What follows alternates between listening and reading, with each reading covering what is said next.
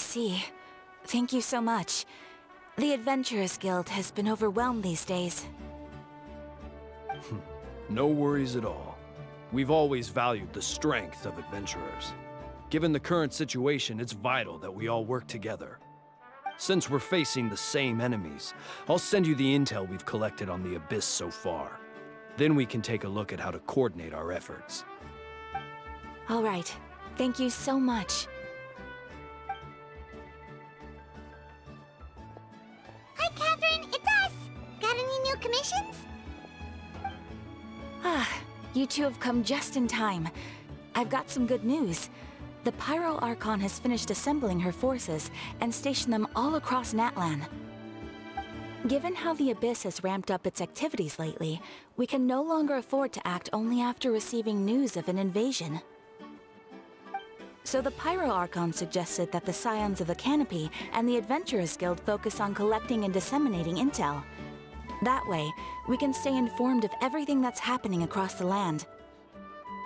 Once we receive word of enemy activity, we can notify the nearest camp and the stationed forces can take immediate action. Yes, precisely. This should also allow us to focus on gathering information, rather than running around and trying to tackle everything at once. So please also take a chance to relax, you two. You've been working hard these days, and this will be a good opportunity for some well-deserved rest. So that's the plan. Whew, we can finally stop and take a break. Paimon knows that. It's not like Paimon just wanted to lay here and do nothing. The movements of the Abyss are always unpredictable. There have also been times when it suddenly became more active in the past. The people here generally see it as something like an acute natural disaster. Once the disaster is over, everyone will return to their normal lives. We just all hope that day will be sooner rather than later. Oh, right. Most people have no idea just how bad the situation has gotten in the Night Kingdom.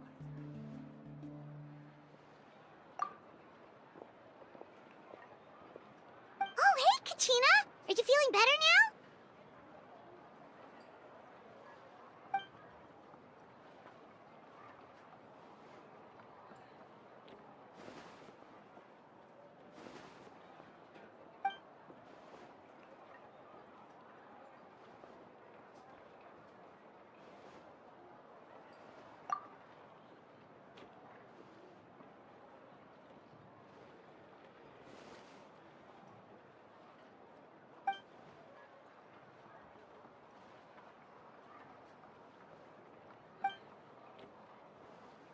Wow! So we'll finally get to meet Shilonen, the legendary forger of ancient names! Paimon still can't believe anyone could forge those things.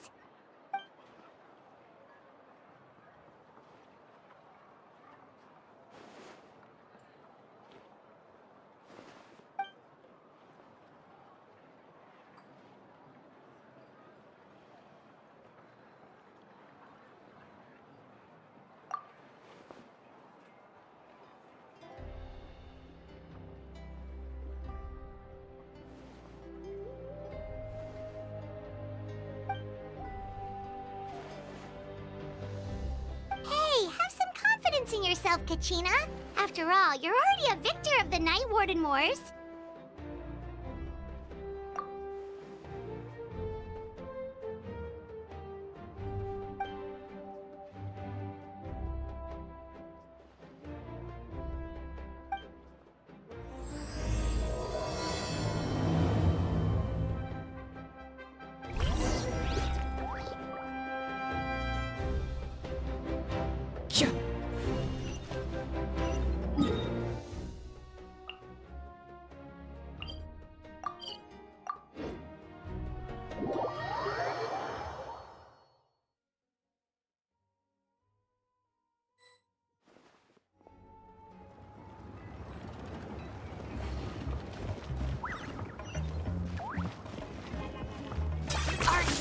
Running away?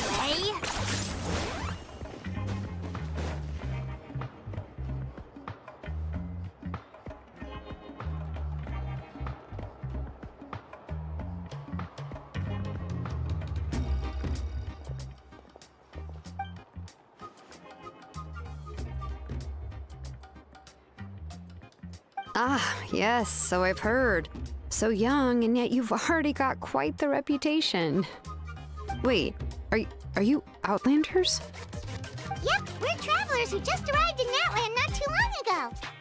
No, I mean, I was aware that you're travelers. It's just no one told me that you're Outlanders. No, the only thing she said is that a new hero had pledged himself to the plan, but we'd need to forge an ancient name to ensure he'd be able to return safe and sound. And she did mention that it would be quite difficult to forge an ancient name for them, but at the time, I thought she was just commenting on my skills.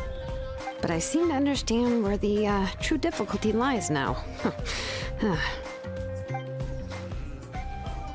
Oh, I wouldn't go that far. I'm used to it, really. I just need a moment to process things. The Pyro Archon's requests are always difficult to fulfill, and we used to argue a lot. Honestly, it's probably for the better that she didn't bring this up at the time. Anyway, I can't argue with her if she isn't here, and it'd be pointless to take my anger out on someone else. But, just because I understand her rationale doesn't make me any less upset. After all, she must have known that forging an ancient name for an Outlander is an impossible task. It's impossible? As you probably know, an ancient name is a symbol of a hero's spirit and glory, which grows even richer and heavier as generations of successors inherit it. We forge ancient names by engraving the heroic deeds of an individual who will become the first hero of that particular name.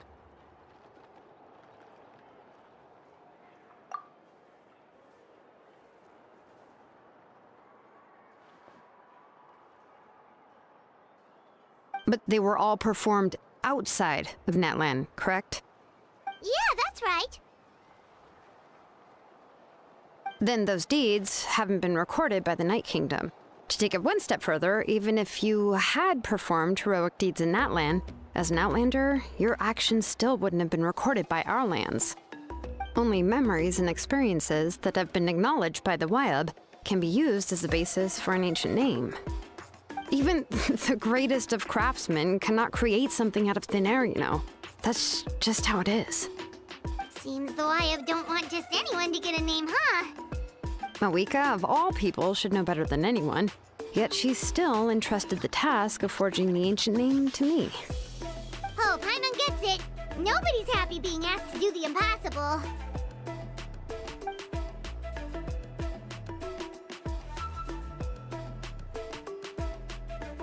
Ugh, don't remind me. Let's just focus on how we can pull this off. How to achieve the impossible.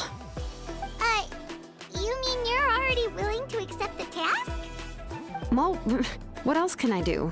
What's happened is already done, and it's not like I can outright defy the order of my Archon. If she gave me this order, then she believes the ancient name is an indispensable part of her plan, and that I'll be able to find a way to make it happen. In other words, the order is an affirmation of my abilities. Whoa, not only has she accepted the task, but now she's looking for silver linings?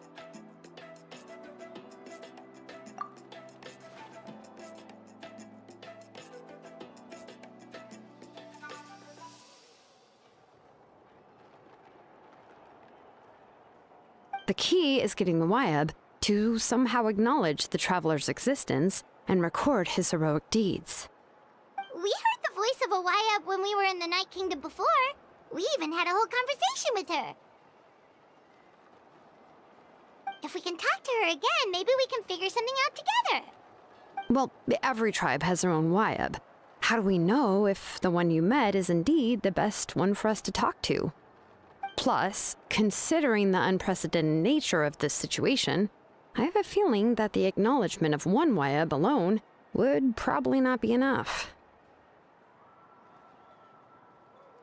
I don't know. That requires a level of knowledge that I do not possess. We need to find a consultant who's an expert on all things Night Kingdom and Wyab. The first person who comes to mind is Lali at the Masters of the Nightwind, the one we call Granny Eats to Lead. Oh, we've heard that name before. We used her spirit speaker stone to find Kachina's ancient name. A person who can make something like that must be pretty impressive. Paimon's sure she'd be able to help.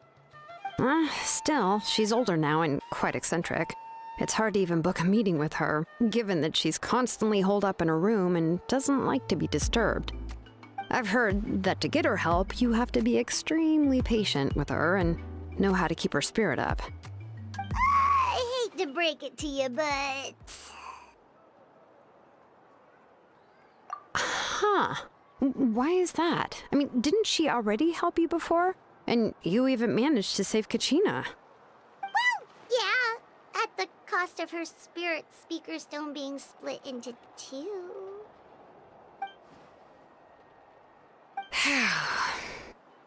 Great going, Moeka. We're already off to a rocky start here.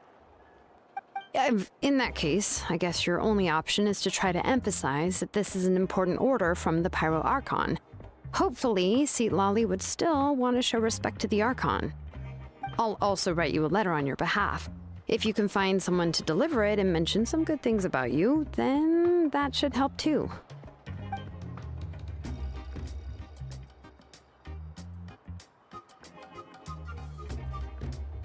Paimon sure hopes a Hal won't interrupt when he's talking, though. All right, Kanich is a seasoned negotiator. I trust that he'll know the best things to say. Please just give me a moment to write the letter, and we can meet up near the Statue of the Seven later. Sounds good. We'll take a stroll in the meantime.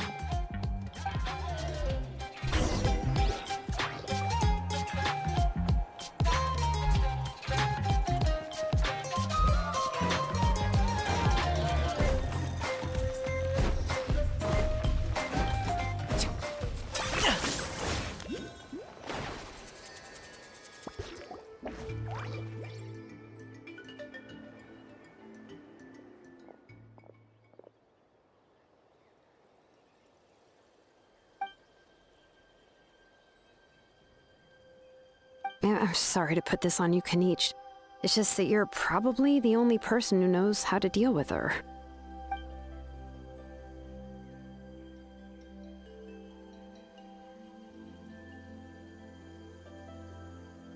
Oh, wait, so Kachina and the Traveler also know about the plan?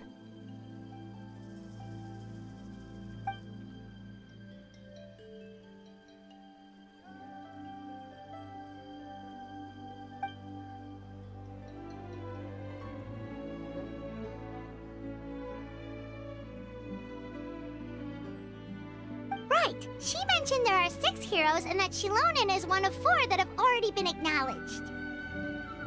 Oh, well, then I suppose there's no need to keep any secrets between us. Having companions walk by your side is perhaps the best solace when facing such a bleak reality.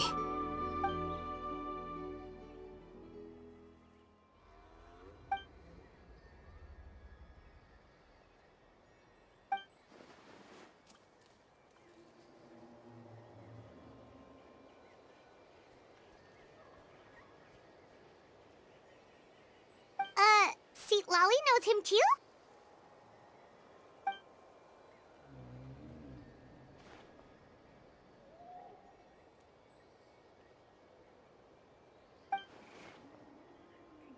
Given how the Masters of the Nightwind love to babble about dreams and revelations, they're already a pretty strange bunch to most.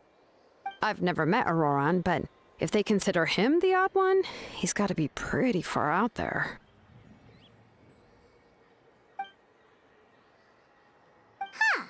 Makes sense. But Paimon wonders how Seat Lolly could be the first one to notice Auroran's disappearance if she spends the whole day in her room.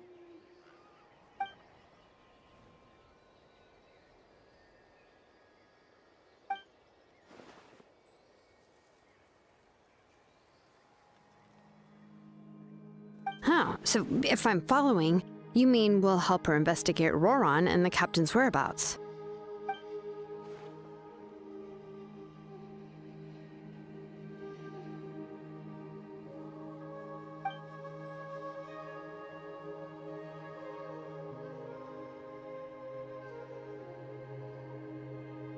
Yeah!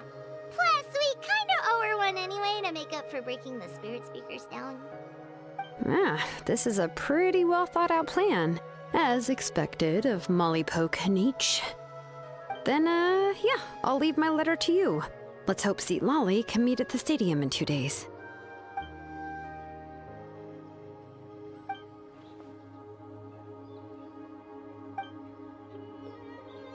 Okay, then let's part ways for now.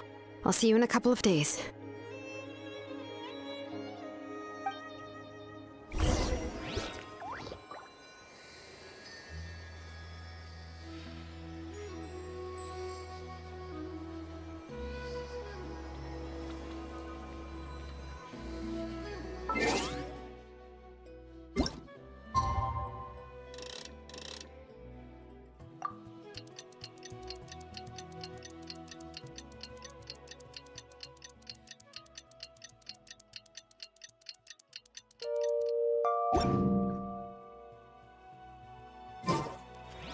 Hal loves being antagonistic. Just ignore him when he's mad.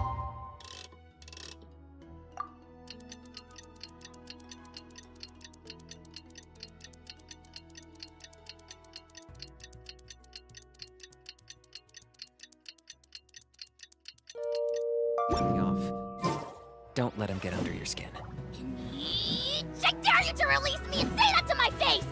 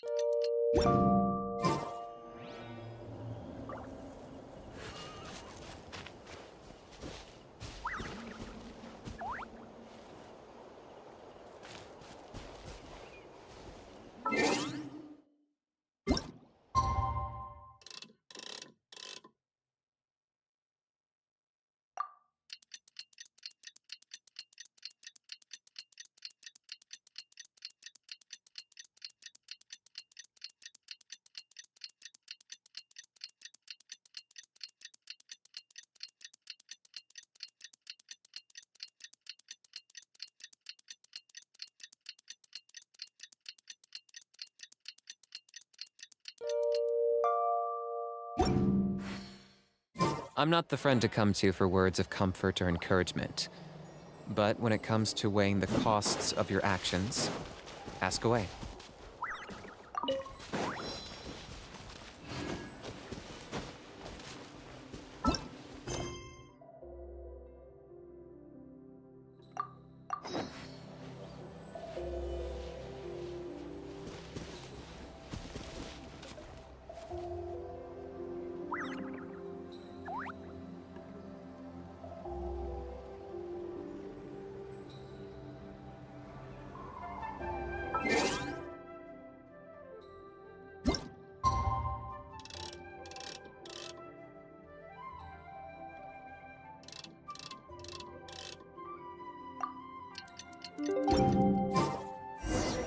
Oh, it's time to meet up with Shilonen. Let's ask her how things have been going.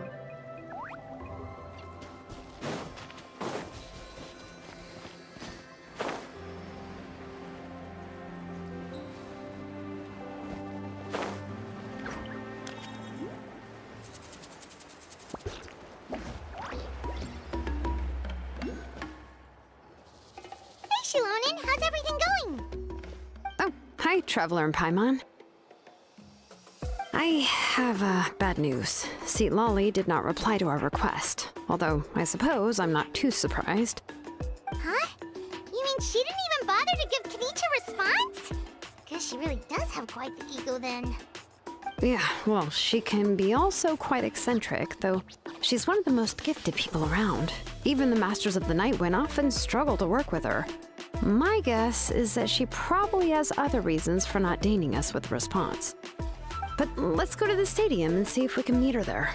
If we do get a chance to talk to her in person, we can still try to work something out. That's true. Let's go!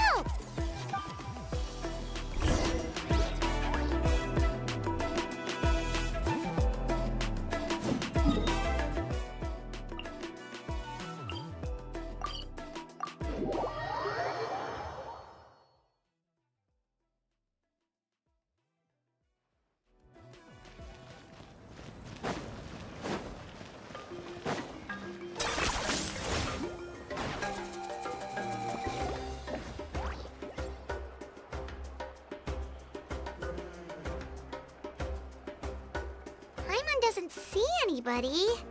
Seems she's just not gonna show up, huh?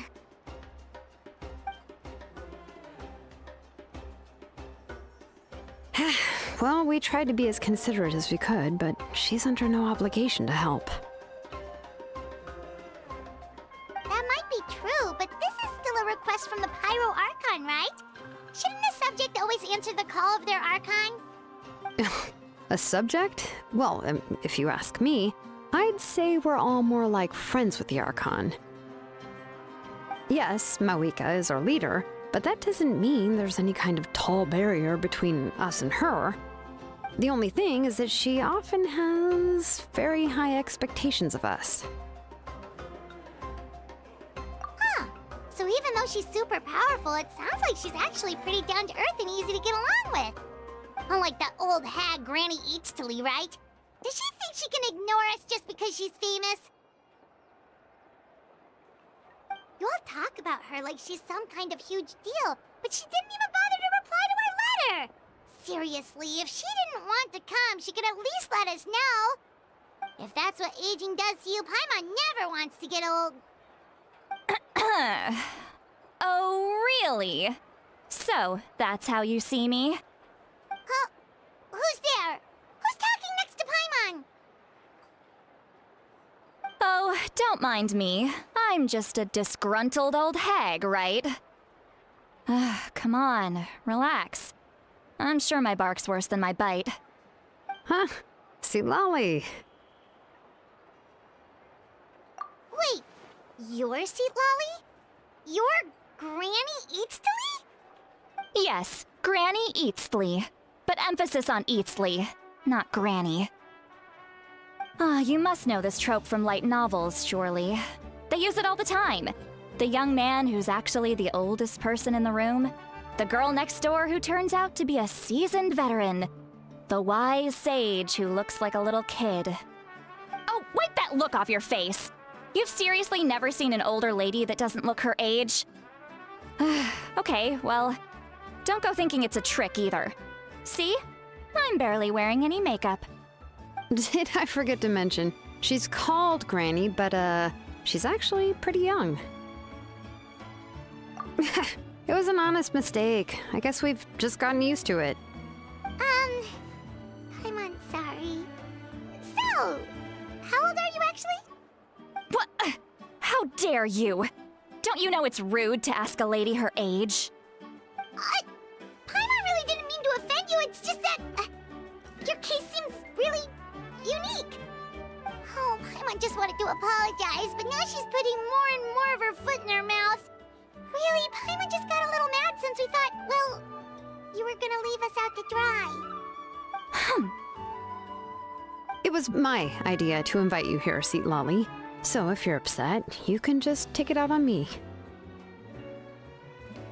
All right. I was only joking. I didn't mean to chastise anyone. There's really no need to take all this so seriously. If anything, I'm gonna feel awkward if we keep this going. I received Kenichi's letter and was planning to attend this meeting. Since I had already decided to come, I figured there was no need to draft a reply that simply said, "Understood." Besides, just showing up is the most important part, no? But, of course, it's also natural for people to get held up by one thing or another as they're trying to leave the house. It certainly was a bit awkward to see that everyone else had arrived before me. At first, I was thinking of quietly sneaking over, but since you were already here waiting for me, I started to think about how I should phrase my apology. Only to hear you all talking smack about me. Anyway, that's the whole story. Honestly, it's not like I owed you an explanation anyway.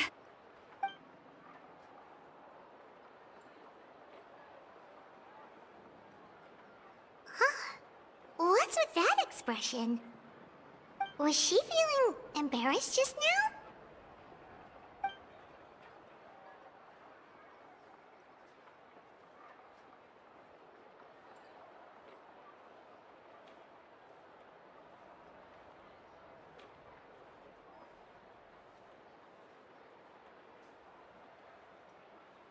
When the Masters of the Night Winds say they struggle dealing with her, I wonder if the feeling is mutual. She seems to be pretty awkward herself. Everything she does and says seems a little forced. Anyway, Shilonen, I heard that you require my help in crafting an ancient name. Correct. The situation isn't like anything we've handled before. Let me explain.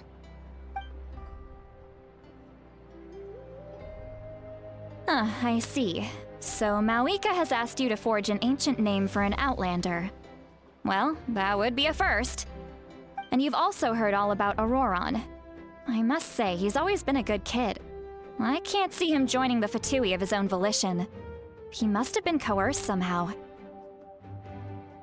Yeah, that's what we came here to ask you.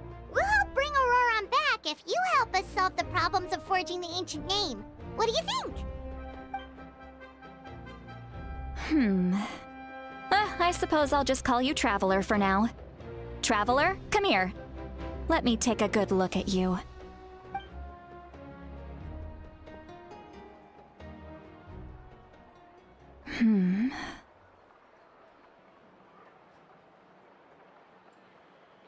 Wealth leads to unending conflicts between people. Yet you alone transcend the value of gold. Baleful thunder and wrathful waves bring terror to mortal hearts. Yet, again and again, you've braved them to find new worlds. A weary yet free soul, even the most verdant leaf in the forest, will pray for your happiness and safe passage. Those are all the things that I could see in you. You've experienced far more than even most mortals could dream of. You possess the heart of a sincere hero, along with the conviction to lift a torch above your head and walk headlong into the night. Huh? Don't move. There's something here. Huh? What thing? Don't scare Paimon. Is the Traveler gonna be okay? Shoo! That should do it. You've just returned from the Night Kingdom, so some fragments of souls were still stuck to your body. No need to worry. I've just cleared out the last of them. Isn't that kinda like having part of a ghost come back with you? It's nothing as serious as that. If left unattended, the most it could do is stir up some chaos in your mind, and generally worsen your mood. Well, in that case, better to get rid of them. It was nothing. Shilonen, let's follow your proposal. Once you've brought Auroron back, I'll take you to see the Lord of the Night. The Lord of the Night? But don't we need to talk to the Wyab of the tribes? Something this important is beyond their jurisdiction. Only the Lord of the Night can decide whether we can grant an ancient name to one who does not hail from our lands. The Lord of the Night is an ancient entity that rules over the entire Night Kingdom, constantly borrowing the power of the sacred flame to combat corrosion from the abyss. Oh, so you're basically saying it's even more powerful than the Wyab of the tribes. Well, that sort of makes sense, being the Lord of the entire Night Kingdom and all. Not exactly. It's not so much that one's more powerful than the other. But never mind. That's not important. It would take too much time to explain. Just listen carefully to what I'm about to tell you. The Lord of the Night is currently in a deep slumber, and we can only communicate with its consciousness while in a trance. In other words, in a dream. But I will need to prepare a few more things if we are to hold a ceremony to achieve the state of the trance. I'll make a list. Can any of you get everything for me? I can go. It'll probably be a long list, so better leave it to someone who knows all the local vendors. Sounds good. Then we'll go with St. Lolly to track down Auroron. Phew, the Fatui are nothing to scoff at, so please, be careful during your investigation. If you need any help, just come find me. Yep, we'll be sure to play it safe.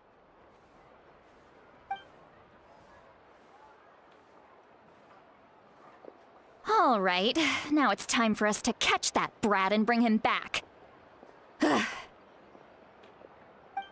I'm sorry I made you wait earlier. It was actually because I decided to swing by Auroron's place to look for clues.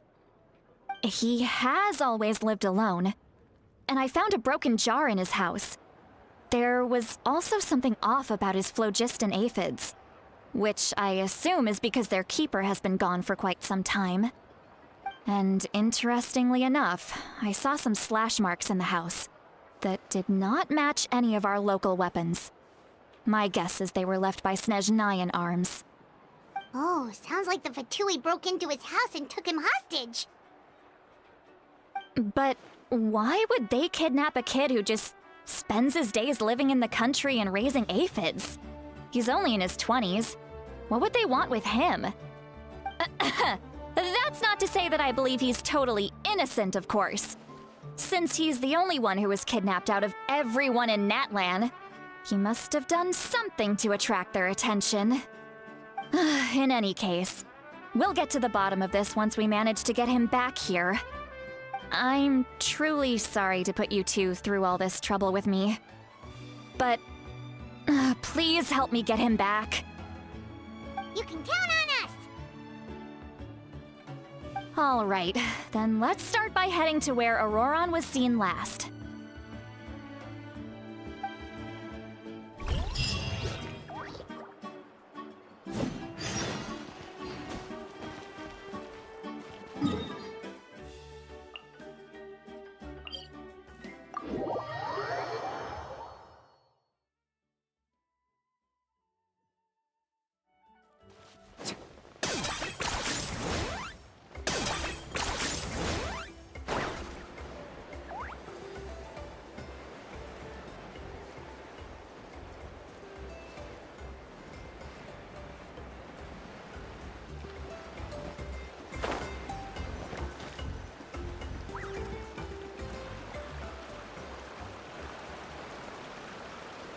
This is the spot.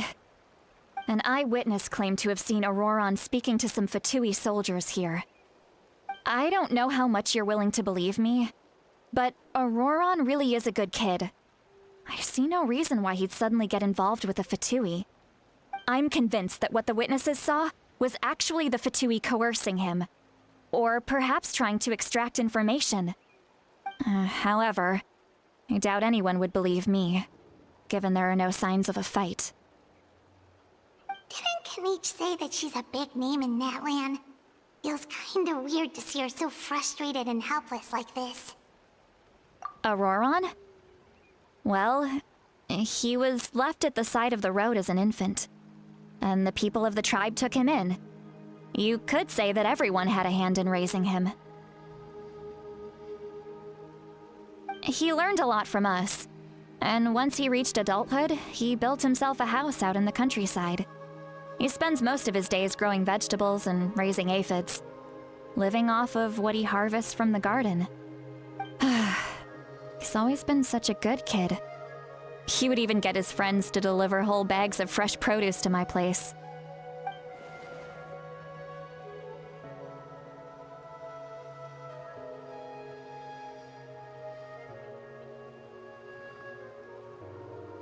Oh well, let's keep looking.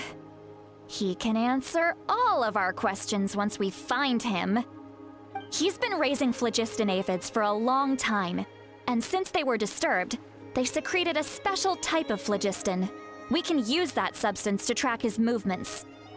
let's follow the phlogiston trail. Huh? What trail? Paimon doesn't see anything. Oh, right. I forgot your eyes don't naturally perceive such things. Here, give me your hand.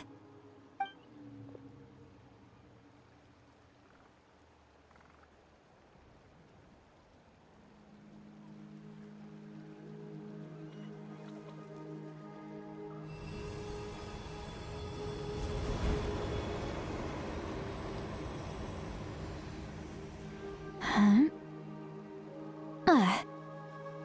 How about now?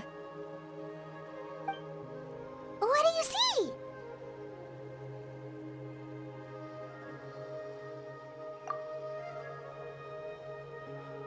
Whoa, Paimon can see it now too! That's right. I used a spell to temporarily transfer a portion of my senses to you. For a short while, you'll be able to see the phlogiston too. Wow, you can even share your senses with us? First time Paimon's heard anything like that. It requires a very rare spell that most people aren't adept at. But don't worry, it's a cinch for me. Between the two of you, it seems the Traveler's senses are a bit stronger than Paimon's. When I held your hand just now, I could sense that you've got a great affinity for phlogiston. You're extraordinarily gifted. Anyway, we'll need to use our vision now to track down Auroron. Good luck, you two. Over here, this way! See, Lolly might say a lot of deep and confusing stuff, but this spell of hers is really something. What was that? Oh, Paimon was just complimenting you. Really?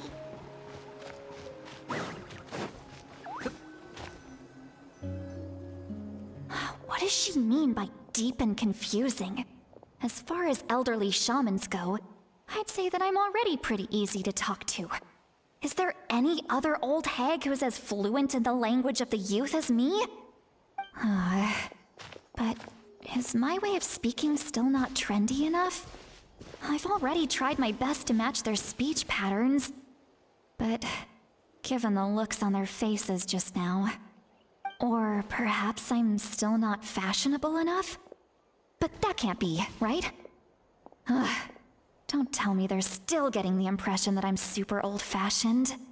Huh?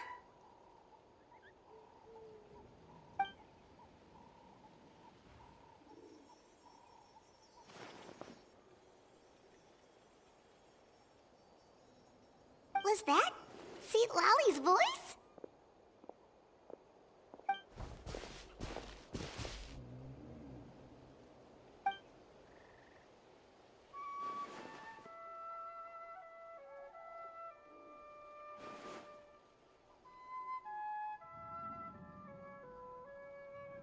Now that I think about it, it's a good thing I found some helpers this time.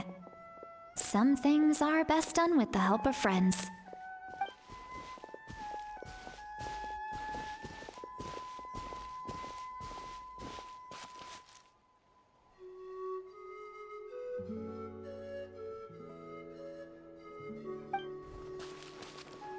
Oh? They appear to be feeling quite confident. Looks like our work will go smoothly.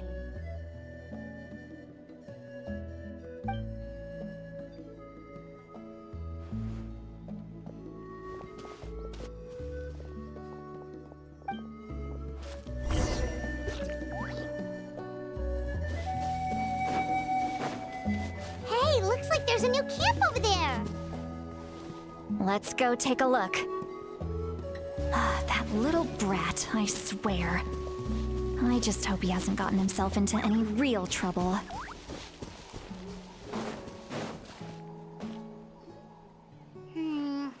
Yep.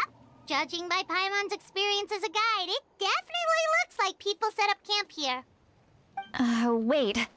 The phlogiston here is a bit odd. Let me see. Paimon sees a small shape here. Could it be some sort of symbol? This is a distress signal for the Masters of the Night Wind. Only someone from our tribe would recognize it. So Auroron was indeed being threatened. We've got to find him, fast. Leaving such a subtle mark implies that he was trying to be discreet. In other words, he was probably under the Fatui's watch. If they notice us, we can just charge in and fight them to the death. But what if my darling grandson is also there? I can't have him caught in the crossfire. No, I've got to be careful. Otherwise he'd get hit as well. How annoying. No, I've got to stay calm and keep my composure.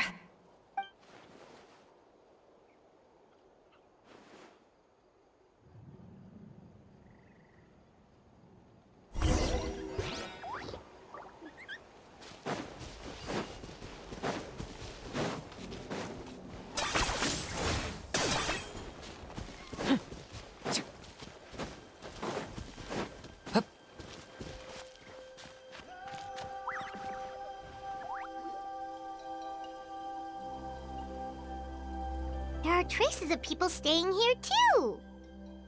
Wait a second. The phlogiston around here is jumbled up. I can also smell a mix of elements in the air. Pyro, electro, and some other elements as well.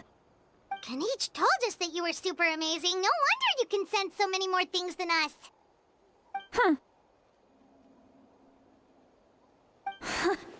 It's about time that little brat said something nice about me. There are signs of a struggle here. Judging from what's left on the scene, there must have been a fight. But after that, the factions seem to have gone their separate ways. Both the phlogiston and the elemental traces in the air support that. Do you still remember the little mark we found before?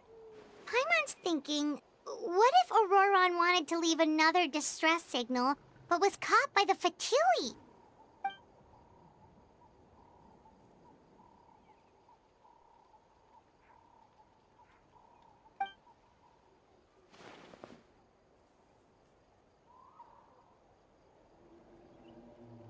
Given there are 2 signals leading from here, we should split up as well.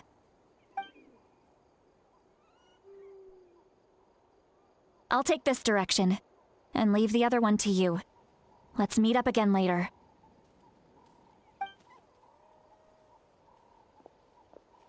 Auroron, what the heck were you doing? It's one thing to trouble me, but now I had to bring other people into this as well. You little brat. And off she goes. Traveler, did you hear all of that as well? Once Seatlolly left, that voice went away as well. Paimon even tried calling her name inside Paimon's head, but there was no response. So you were thinking the same thing. Paimon also thought that if we could hear what she was thinking, then she could probably also hear what we were thinking in our heads. She did say that she was quite adept at this spell, and it doesn't sound like she's had any trouble with it in the past. Huh, maybe we're a special case and can hear her thoughts as a side effect. If you think about it, she's really got a lively inner world. It paints quite a different picture from Paimon's first impression of her.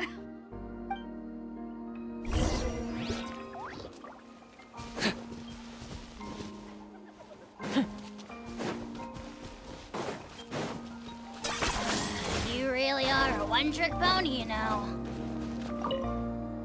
Don't think there's anything here. How about we check out somewhere else?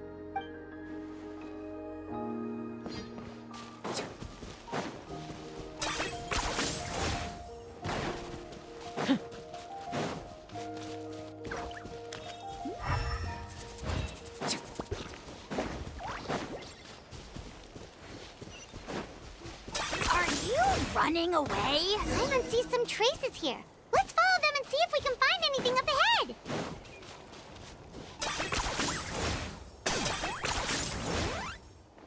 Is this really necessary?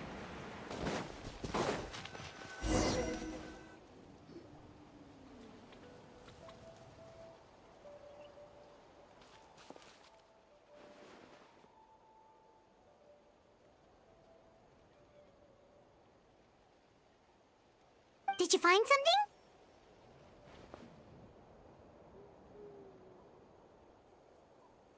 Huh. So we can't tell where Auroron might have gone from here. That's weird. The phlogiston trail suddenly stops. We can't make anything of these footprints either. But he can't have just evaporated into thin air, right? We know he wasn't alone. He had all those Fatui with him.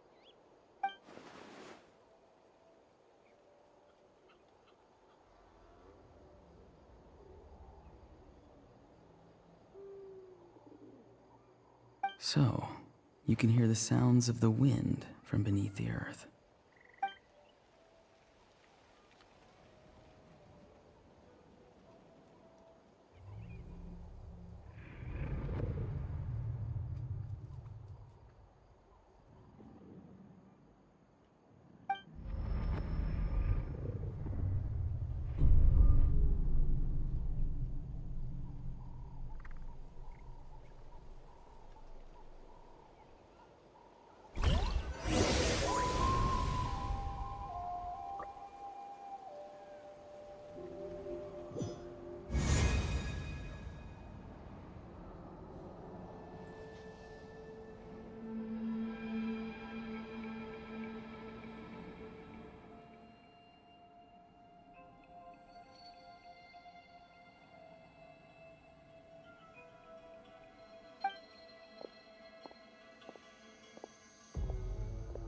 I'm very sorry, but please do not move. I have no desire to hurt you. I apologize that our first meeting has to take place like this. It's just that you're much like one of those animals with ears that perk up as soon as it senses danger in their environment. And given your combat proficiency, I would not have been able to gain an advantage over you if you were anywhere else in the world. However, you're now in the Night Kingdom, a familiar domain to the Masters of the Night Wind. Hello, traveler. I'm Auroron, the one you've been searching for. Ah, the Fatui's custody. I see. So even Granny has told you that I was coerced by the Fatui. I'm afraid you've been brought here by a lie, like a false omen in the lingering smoke. My friend and I only left those traces to lure you here. Deceiving you was never our true aim. All my concentration to hold on to him. It was I who tasked Auroron with leaving the traces to lead you here, and I who used the Master's ritual to bring your soul to the Night Kingdom. I've heard much about you from the past encounters you've had with my colleagues. Given the present situation in Natlan, I would like to sincerely request a formal meeting with you, in person. I will use the opportunity to explain my goals and motivations to you, as well as why I mistrust Malwika, the Pyro Archon. I believe there is little reason for you to blindly follow her plan. If you would like to hear our intel, then find us to the east of the stadium. But remember, not a word of this to anyone. I would like to avoid any further conflict. You will see me again once you return to reality. No matter what I say, please, help me keep this a secret. This is all to avoid dragging Granny into this conflict.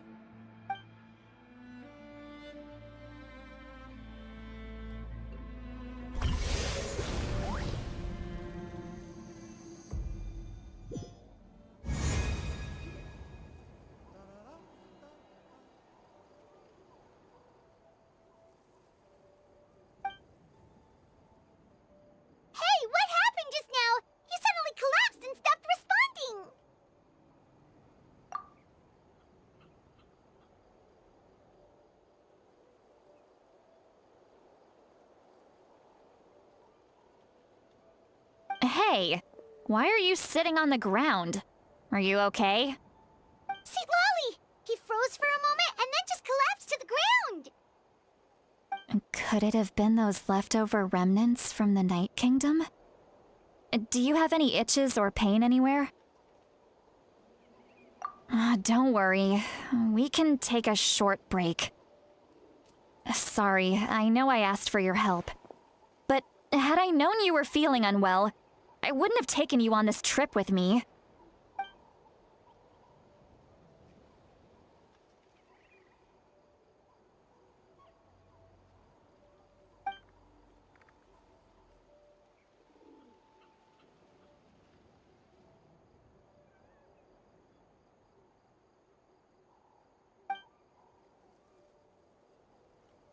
If you're feeling sick, you should just say so. St. Lolly should be able to, exorcise any ghosts or weird stuff that you picked up in the Night Kingdom. A seasoned traveler must know the importance of not pushing yourself beyond your limit. If you need anything from me, just say the word. In any case, let's take a bit more time to rest now.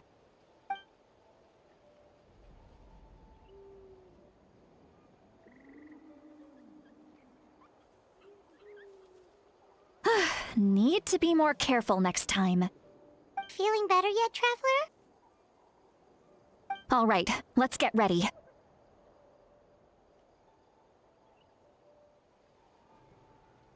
I followed my phlogiston trail earlier to a stronghold guarded by soldiers. I have a feeling that Auroron is probably being held inside. Oh, so it's close by. Then let's head over right away. Well, I recruited you to be my helper, which means we're in this together. Like the wind and the clouds. We either move as one or not at all. But if you want to make it up to me, then just be sure to fight extra hard when the time comes.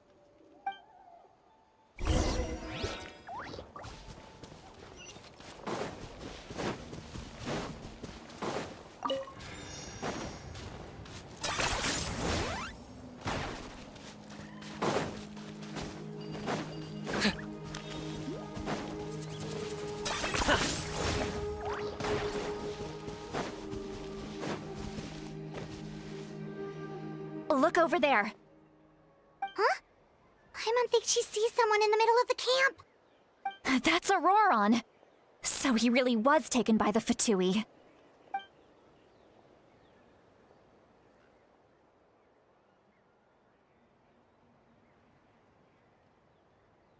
All right, we'll take the lead.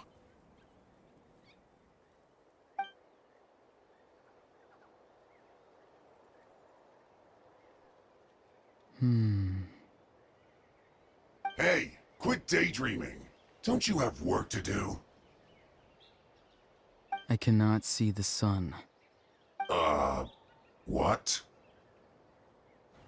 Without the sun, I cannot see the truth. You are currently blocking the light, so I must beseech you to move aside. Huh? Okay, Mr. Philosopher. That's enough mumbo-jumbo. Wow. I'm going to rip that guy's head right off. St. Lolly's struggling to control her temper now. Are you ready? Let's go kick their butts. On my count. 3, 2, 1! You're still trying to resist? You've got no idea who you're up against. No excuse for slacking. Target acquired. That's it.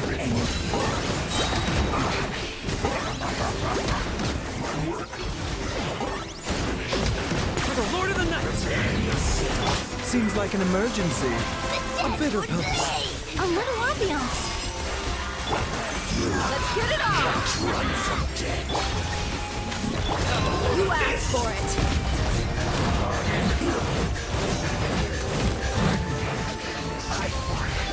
I got him cornered! Mime the side effect. Auroron! Granny! Paimon knows she's called Granny Eats to Lead, but it's still kind of weird hearing someone actually call her Granny. And greetings to you too, Gramps. What did you just call him? Gramps? Is that not right? You're Granny's friend, are you not? You seem to be approximately the same age as her, so I figured you've got to be Gramps. How many times have I told you? It doesn't work like that. There are a lot of people who look about the same age as me. You can't go around calling everyone Gramps or Granny. Oh, wait. He's not a child, is he? Don't tell Paimon he's one of those people who look like an adult but are actually only 8 or 9 years old. Oh, your words have pierced my heart like a thorned vine. Given how hard those thorns are to remove, I may just need to find a pair of tweezers. Why are you so upset? You can just say yes or no. Of course I'm not a child. It's just Granny always taught me to show gratitude where it's due. And since the Masters of the Night Wind raised me collectively, I basically see everyone above a certain age as an elder I should look up to.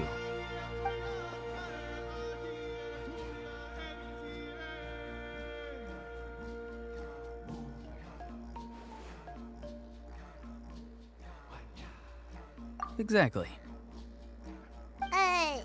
But if you keep that up, then everyone's going to be your senior. And do you think saying all of this is gonna save you from a scolding, Auroron? Haven't I told you 100 times since you were a kid? Heed the 3 warnings. Be wary of beasts prowling around, scammers looking for their next victim, and strange people who appear out of nowhere. Oh, so you do remember, and you just chose to ignore them.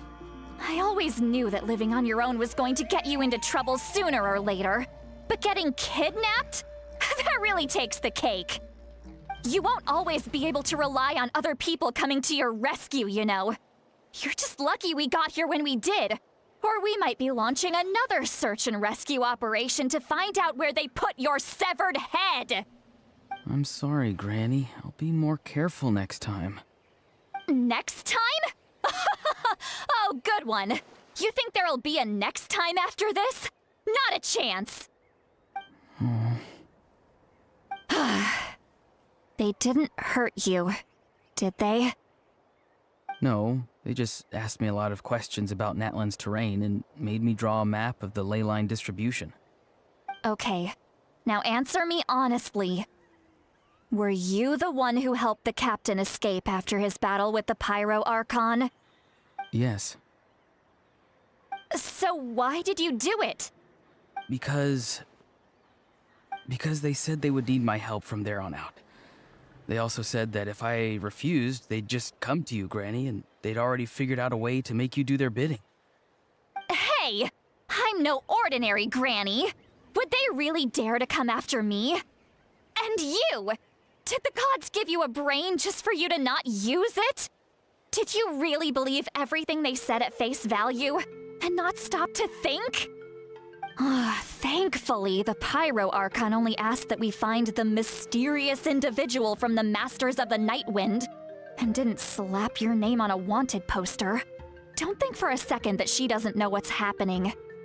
Even if the truth that you see will soon manifest into reality, there is still no need to preemptively panic. Have you forgotten the words that I've taught you? I'm sorry. Forget it. We can submit the details of this camp and the defeated Fatui as evidence of your innocence. Let's clean this place up and get back to the city. Auroron, you better remember this lesson well and seriously reflect on your actions. Also, once we return to the city, come to the speaker's chamber with me. I'll need you to explain everything. Sounds good. Should I bring some of my homegrown vegetables as well? Your vegetables? Yes. I grow a lot of fresh produce in my garden. I hope the Pyro Archon won't be too picky about the selection. Now's not the time to be thinking about that. If you do come face to face with the Pyro Archon, the first thing you should do is... Recite the 3 warnings. Huh?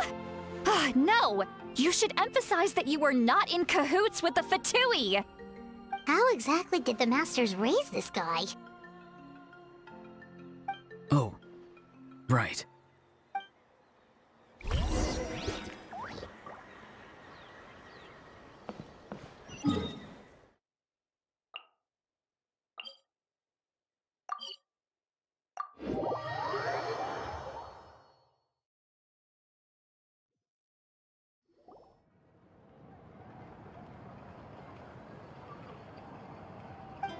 I see. So Auroron came to the captain's rescue because he promised to help him in exchange for Citlali's safety. That's right. I'm sorry. Now that you know Auroron was only trying to protect another member of his tribe, could I ask you to petition the Pyro Archon for her forgiveness? We'll give her a full report. We'll let you know once she's reached a decision. Will I need to stay here? Technically, yes. But if Miss Citlali is willing to serve as your guarantor, then we can release you from custody. Sure. I'd be happy to do that. I don't have any more time to waste here. I still have other things to do. Understood. Thank you very much. Mr. Auroron, please report back to the Speaker's chamber as soon as you've received notice of the Archon's decision. I understand. Thank you. And thank you too, Granny. Whew. Well, at least you won't need to hide your face anymore. Traveler, Paimon, thank you very much for your help. And don't worry, I haven't forgotten about my side of the deal. Once Auroron is settled, I'll go talk to Shilonen and get started on forging an ancient name for you. Oh, thank you. You scratch my back, I scratch yours. It's as good as done. You can just go twiddle your thumbs or something while you wait for the good news. Bye for now. Come with me, Auroron. We've got to find you a place to stay for the night. Goodbye, Gramps.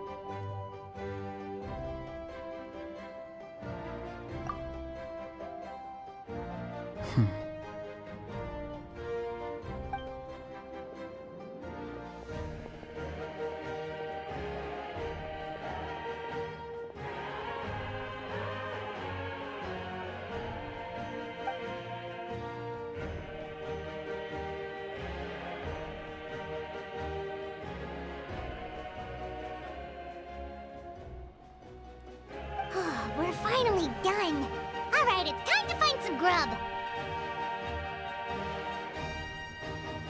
Huh? What is it, Traveler?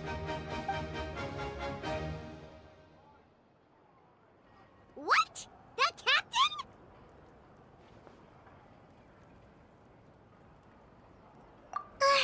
Sorry. Paimon just didn't see that coming. So you really saw him in the Night Kingdom? And he didn't attack you? Oh, that Auroron, what is he up to? He sounded earnest enough just now. Paimon would have never guessed anything was happening.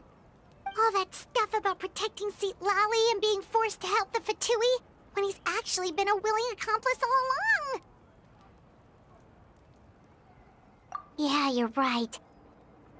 Still, Paimon appreciates you telling her about this. Paimon will support your choice no matter what, so if you want to go, we can go together. We still have another whole day before the meeting, so we'll just meet with them when the time comes.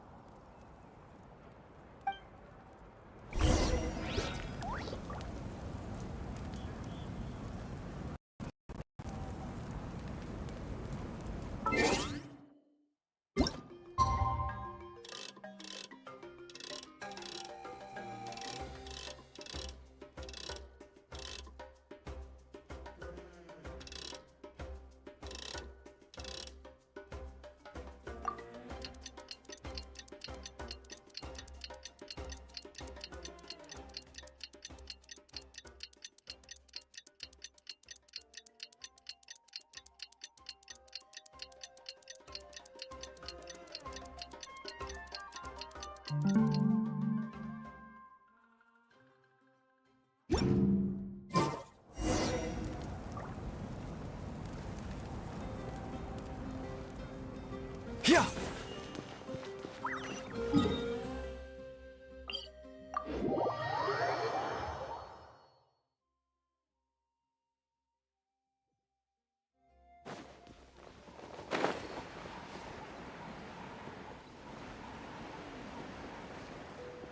Okay.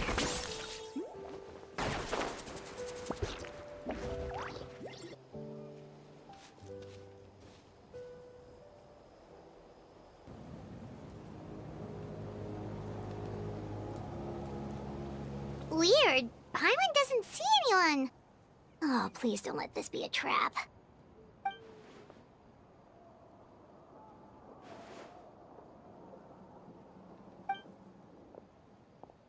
What was that? Good evening. Nice to see you again.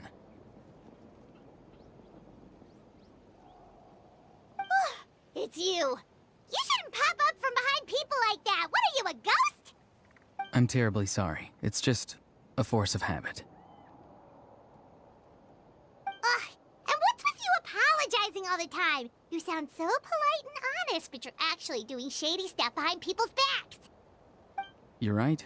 Granny tells me that too. Huh. Come to think of it, you remind me of her.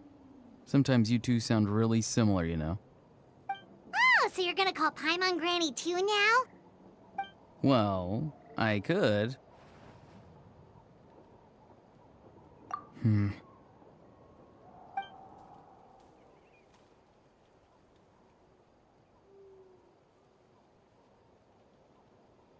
It's all clear. Over to you. Excellent. The fact that you showed up proves that I was right about your character. Yet, there's been a lot of talk about you. Child told me that you're passionate about the unknown and willing to take risks. Rather than facing you as an enemy, I would much prefer to bring you to my side.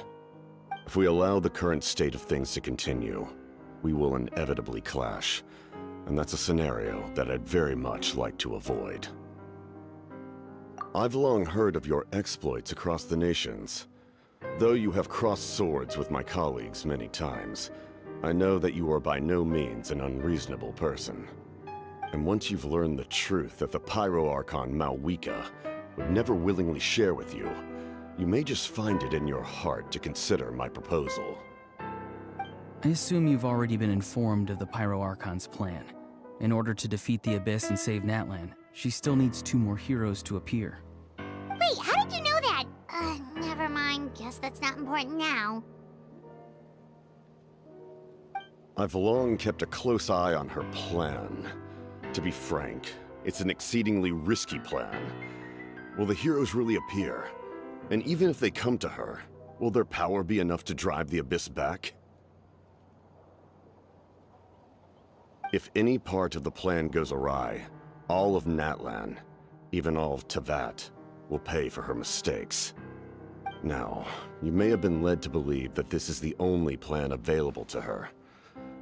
But what if I told you she's had another emergency plan all along, the details of which she has chosen to keep hidden from you? An emergency plan? Yes. A way to keep Natlan intact, even if her original plan fails. But given the painful cost of its execution, she has chosen to keep it as a mere backup plan.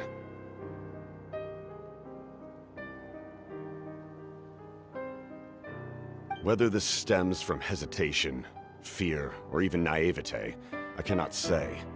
But Natlan cannot afford to wait until she comes to her senses.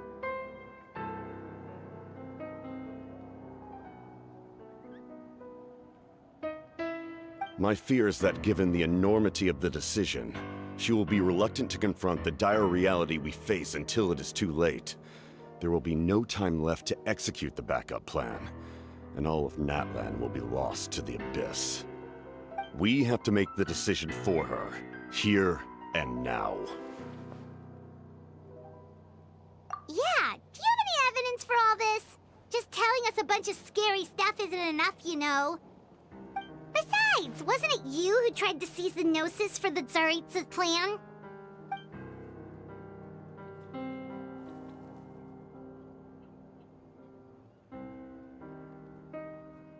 I knew you'd be clever enough to see. That's right. I did not seek the Gnosis for the Tsaritsa. Since I was defeated in battle, I must put to rest my thoughts about the Gnosis. But even so, my desire to save Natlan remains unchanged. And now, I have found a new way to solve the crisis. We can implement it immediately if we reach an agreement. Someone's here.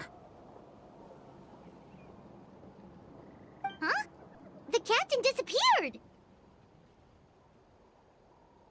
Something is rapidly approaching. Oh no. Something? Bad news, chump. It's your granny. Oof. See, Lolly? When did you get here? I knew something was amiss after we were separated. Hidden ceremonial tools, an unconscious traveler. I must say, I'm very curious about what you're up to. How dare you go behind our backs like this, Auroron? Colluding with the Fatui? Really? Oh, here we go again. Cat got your tongue, huh? You really think you can avoid a scolding just by staying quiet? I'm not trying to avoid anything. Oh, and now you're talking back. Well, go on then. Explain yourself. What the heck are you up to? I'm sorry, Granny. I feel so guilty. You! That's it! Where are my tools? I swear if I don't teach you a lesson right here and now, I'll... Wait, see, Lolly! Please, calm down. We, still learned a lot of info, didn't we? Like the fact that the captain isn't trying to seize the Gnosis anymore. So, maybe just save the scolding for later, okay?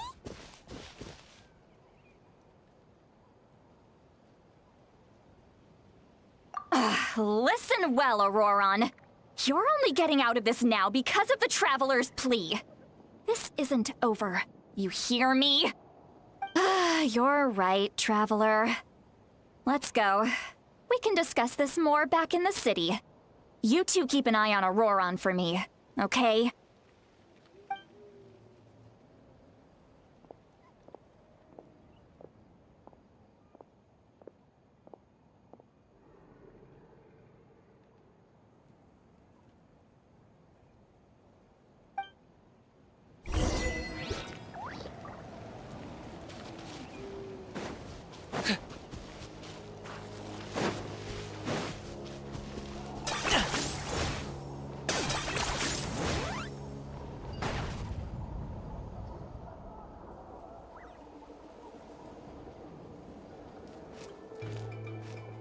In all my years, I've never had a child cause me so much grief. Do you seriously not see what's at stake here? You've got a head on your shoulders, Auroron. Use it! Why did you help the captain? And I want the truth this time. No answer? Think you're being smart? Then let me ask a different question. What does the captain want? What is his purpose in Natlan?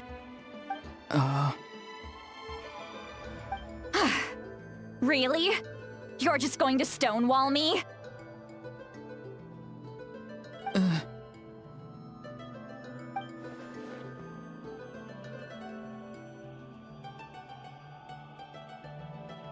Just use your brain for a second. What do you possibly stand to gain by helping the captain? Only endless trouble awaits you and everyone in the tribe. You've always been a good kid. Why would you throw that all away now? If you're worried about something, just talk to me. Granny would much rather we had a conversation instead of constantly clashing like this. Why is he staring at us all of a sudden? I'm sorry that you have to hear all this. You're very kind. Most people would have fled by now. Not everyone can handle Granny's scolding. Oh? You dare gossip between yourselves instead of listening to me? You... Sorry, Granny. Sorry, Granny. Sorry, Granny. You know what? Fine. I'm perfectly aware that everything I say goes in one ear and out the other. You're all grown up now, so why would you listen to an old hag like me? You say all the right things, but then you go and completely ignore me. Well, if that's how you're going to treat me, You can stop sending Aoife over to my place to deliver your stupid vegetables! I don't need anything from you! Who's Aoife? A delivery person? That's irrelevant. The point is, he hangs out with this kid, so he must be no good. You kids get to a certain age and suddenly act like you know it all. There's nothing I can say to get through to you. Auroron, if you're still thinking about that so-called duty, then please, just forget about it. The ley lines did not fall to this state because of you. And we've long closed the book on that incident. Seems they've started talking about some kind of tribal history. I'm starting to get lost. That's not it, Granny.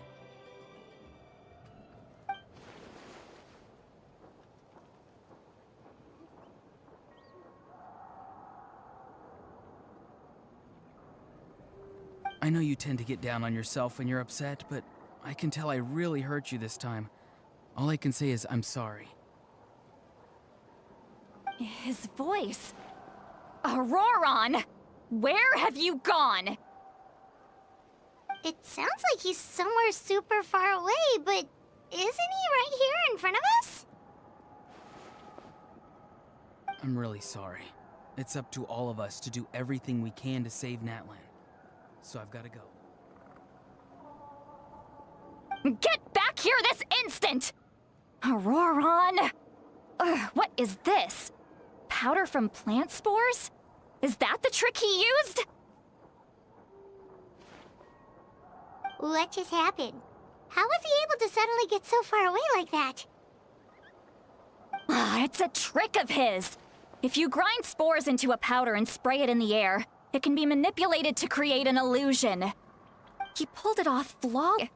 He must have put a lot of time into perfecting it. Don't tell me that's how he's been hunting in the fields these days. Couldn't he have picked up something more useful? Little brat. That's it.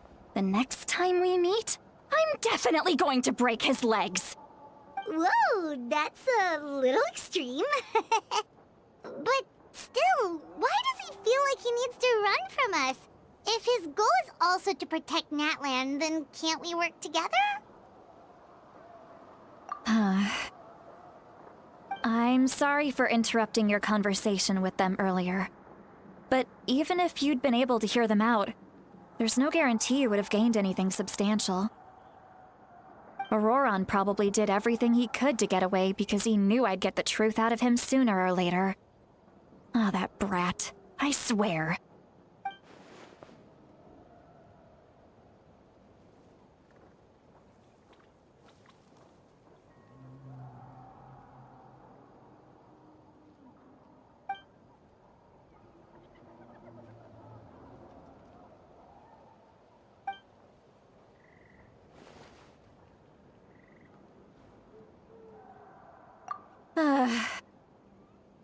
We've got quite a long walk back to the city. Let's take our time. It'll give me a moment to figure out how to explain all this.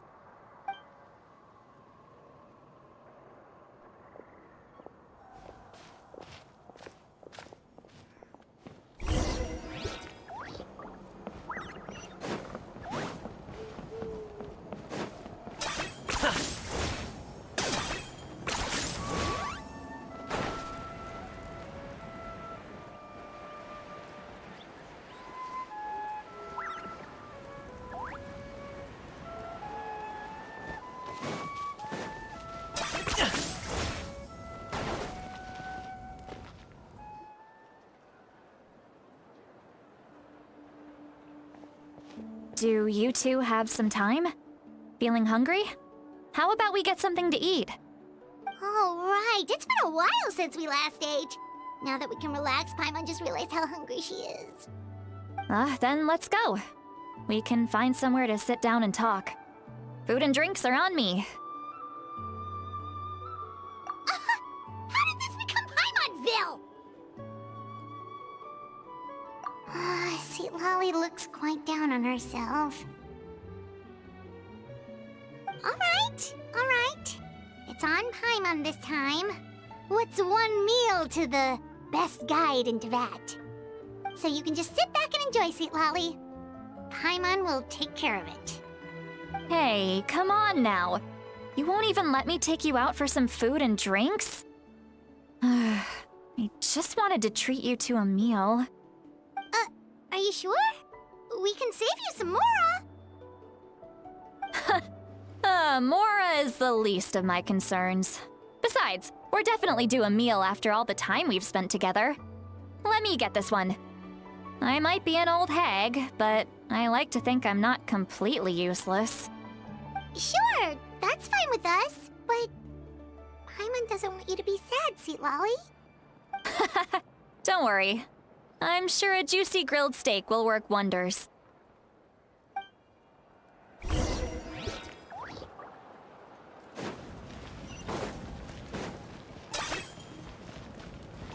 Are you running away?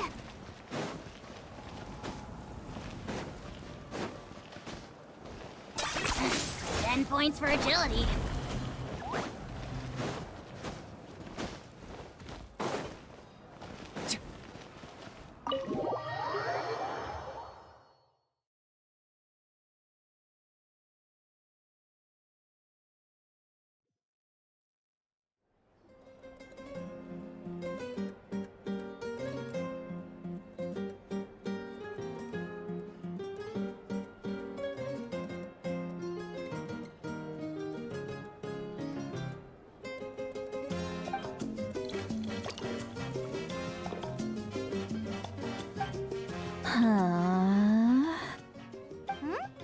What are you looking at? Do you see two people standing by the door? They look like spitting images of each other. Are they twins?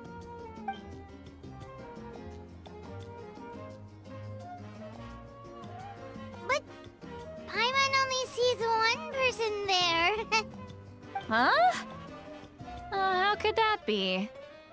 I guess my mind isn't as sharp as it used to be. Give me another bottle, boss! Do you think she's drunk?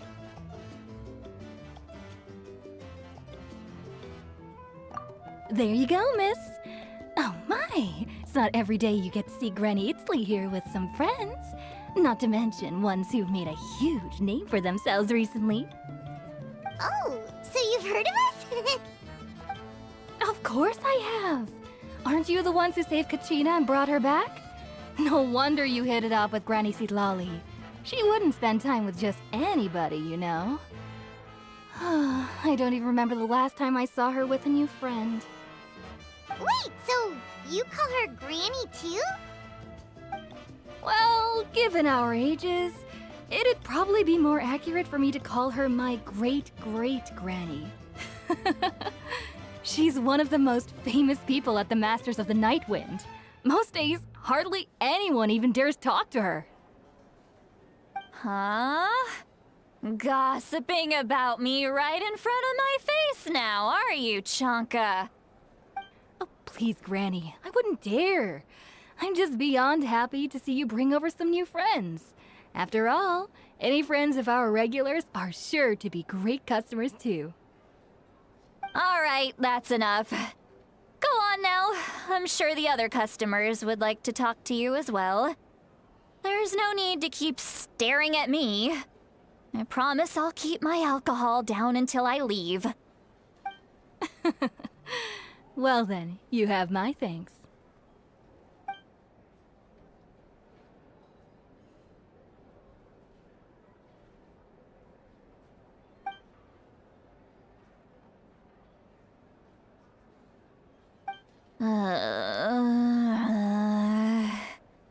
Seat Lally? Seat Lally? Who's that? You got some gall calling me by my first name. Let me guess. You want to test your skills against Granny Eatsley, don't ya? Are you still with us, Seat Lally? You're kinda talking to no one. You chumps come around here, picking fights with me? Well, you know what happens next. you lose, and then run off home to tell everyone about how I'm this big scary bully. It's always the same story. You brats start it, I finish it, and then I end up with the reputation of being some kind of terrible monster among the shamans. I mean, come on. Monster? Me? Really? What did I do to deserve that? Granny Seatlolly, you're not a monster at all. Exactly! And while we're at it, I'm not some lazy slacker either. Between meditation, advising the chief, and speaking with the Wyab, I actually have a pretty packed schedule, you know. Oh yeah. And I have to mentor all the new kids. Hey, new kid. Yeah, you. Don't play dumb. Didn't I teach you how to find phlogiston? You see? I know my stuff. I'm a good teacher. You tell him. That's more like it. About dang time someone showed me a little respect. Yeah, Granny's a hard worker, all right. You can always rely on old Granny.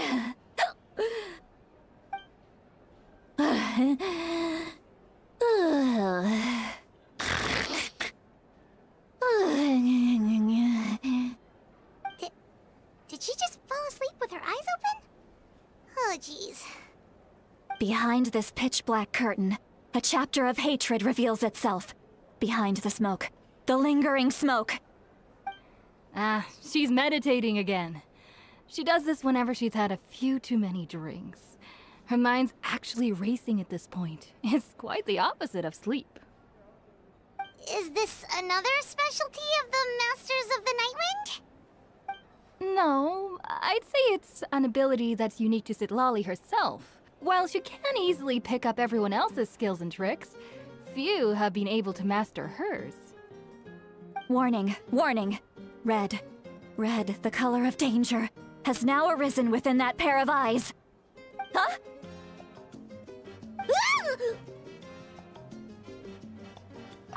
Traveler? Paimon? What's wrong? I'm gonna hurl. Hang on, just keep it in! Phew. Okay, it's passed. That was a close one. You had Paimon worried.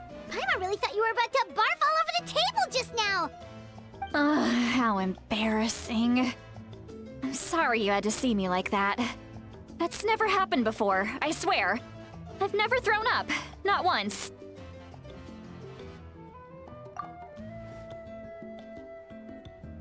Are you feeling okay? Want to take a quick walk and get some fresh air?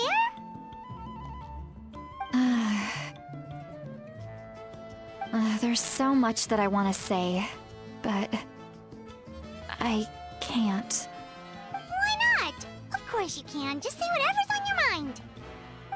Please, Paimon, it's not as simple as you think. We've only known each other for a few days, right? What would you think of me if I were to start dumping all of my complaints on you after we've only just met? Oh, Paimon gets it. You're hoping that we wouldn't think less of you no matter what you're about to say. No, that wasn't my point at all! Seriously, don't you youngsters know anything about shame? I'm talking about shame! I've lived all these years and still can't get rid of it! Surely, you know the feeling too? Actually, about that. Huh? Tell me what? Yeah, this is as good a time as any.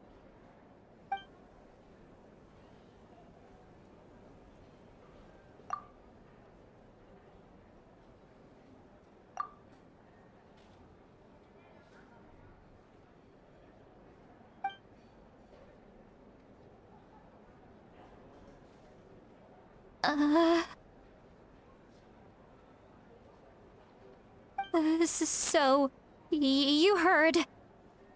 You heard my... It's okay, Sweet Lolly. You had every right to complain about those things. I can't take it anymore! Why do these things happen to me? Hearing me mumble under my breath is one thing, but hearing what I mumble in my own head?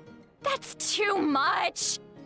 It's just like when you're rolling on the floor in your pajamas, but you forget to lock the door, and someone bursts in to deliver cabbages and sees the whole thing! So that, happens to you a lot.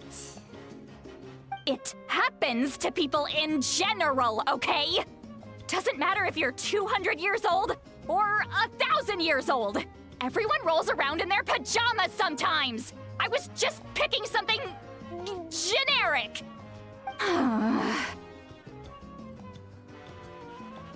Take a walk with me. I have things to share with you. Looks like she's completely given up. Like those criminals who just confess everything and accept their fate.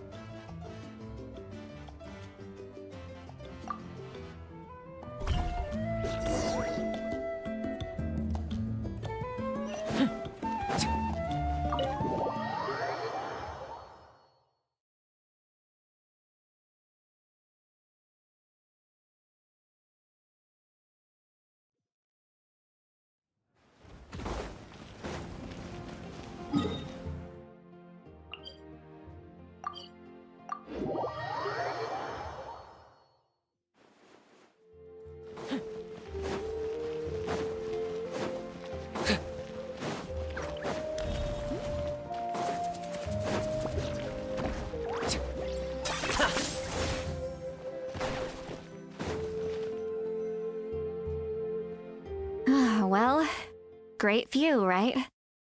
I love coming here by myself. Wow, it's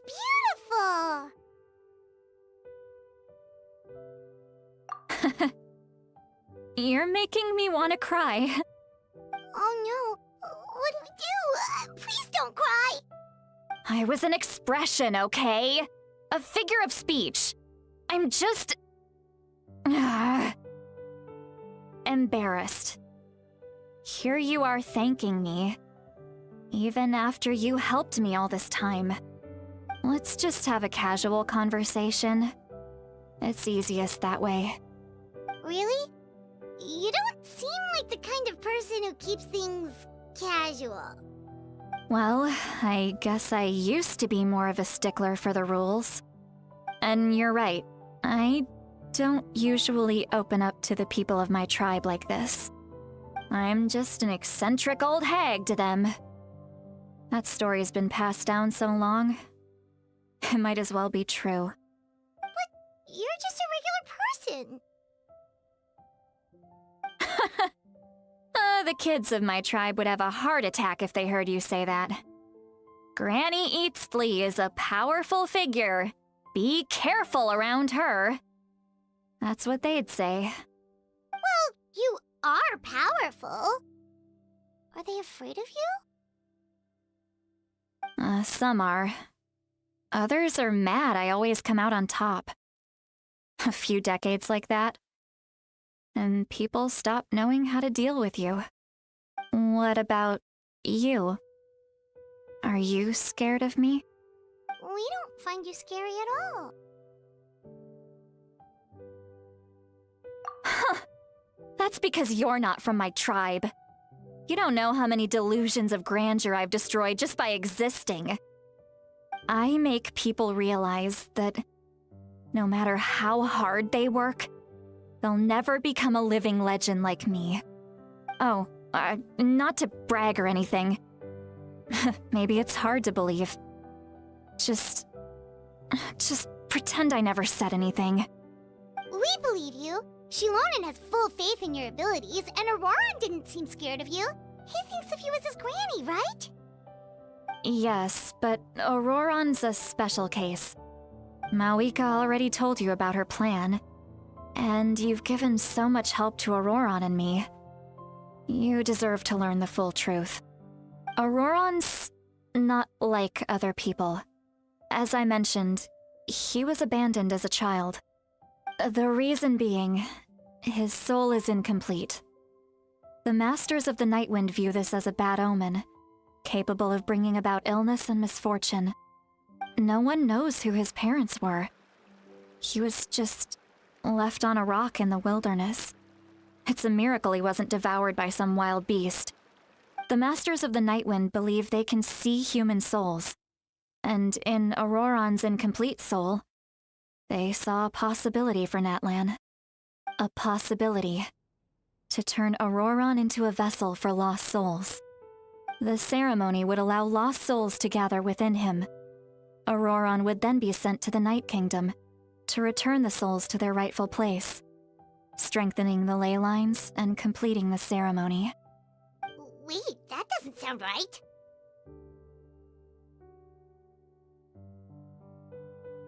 Now you see the problem. When damage occurs to the Night Kingdom, the souls held within disperse and remain adrift, unable to find a way back to the ley lines. This loss of souls damages the Night Kingdom even further. The ceremony can send back countless souls at once, which would benefit the Night Kingdom and the souls themselves. Of course, the vessel, Auroron, would be sacrificed in the process. I wasn't surprised the chief at the time came up with the plan. The ley lines were already in a terrible state. A suitable candidate for the ceremony appears, and now you have the chance to make things better. Of course you're going to take it. When the chief asked for my opinion, I didn't give my approval, but I didn't object either. So they went ahead with the ceremony. It failed, and Auroron escaped with his life. Pathetic, isn't it? By not objecting, I basically gave them the go-ahead. Maybe they didn't have my explicit approval, but it's not like I did the right thing. If the ceremony was successful, Auroron would probably be dead. Of course, in my tribe, death is rarely something to fear. But what kind of message would we be sending by sentencing a newborn to death? By using a human life as a tool? It's not right. So, when I learned the ceremony had failed, I was ashamed by my inaction, and absolutely relieved by the result. The plan was never a secret. Or, I guess I should say, there was no point to keeping it a secret. A simple investigation from Auroron would reveal everything. Everyone thought he would be happy he survived, and he never really said anything to the contrary. But just as I was about to put all of it behind me, he asks this question. Would Natlan have been saved if the ceremony succeeded? Wait, but it's not his fault. He knows that, but he still feels guilty. Auroron has a strong ability to perceive souls, more than any of us. He understands just how dire the situation with ley lines has become. Maybe he chose to work with the Fatui because he still thinks he owes a debt to Natlan. I can only imagine what they told him. Traveler, didn't the captain say he found a way to solve the crisis? Maybe that's what brought Auroron into this. Anyway, we can't just let things go on like this. We have to convince him to come back! You don't look so good, Sweet Lolly. Maybe you should head back and get some sleep. Probably drank too much. It's okay. The fresh air is doing me good. Okay. Forget that. I need to go home. I hit it a little too hard.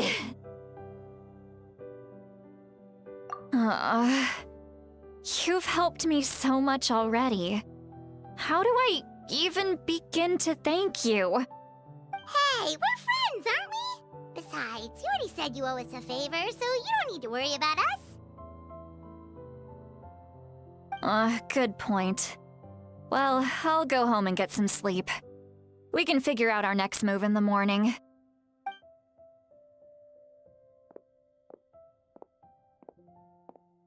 Friends. I like the sound of that. Auroran's probably back with the captain, don't you think? You mean about the backup plan? Do you really believe what the captain told us? Yeah, you're right. We should just go to her directly. But she's probably asleep. We can find her first thing in the morning. For now, let's... go to bed.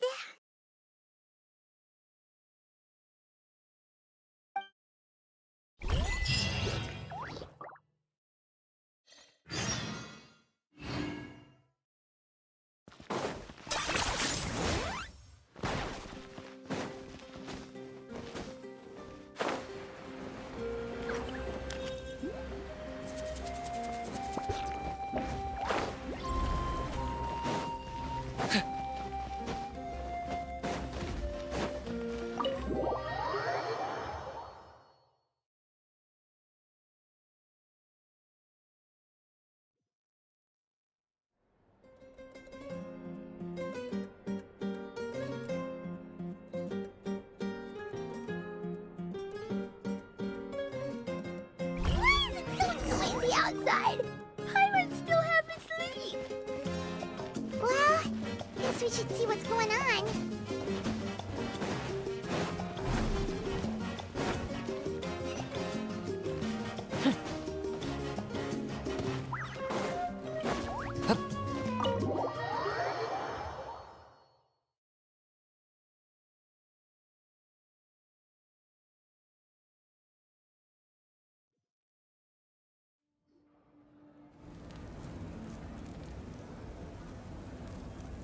You're already here. I was just about to come get you. Wow, you're up early. That's impressive, especially after all the drinking last night. Let's not bring up last night. I'm embarrassed about the whole thing. Anyway, I was also woken up by the commotion. Looks like all the warriors from the stadium are on the move. I heard many areas have been attacked by the Abyss, including the Masters of the Nightwind. I need to head back right away. The Abyss attacked again? Are you sure you can handle it on your own? Do you need our help? I'll be fine.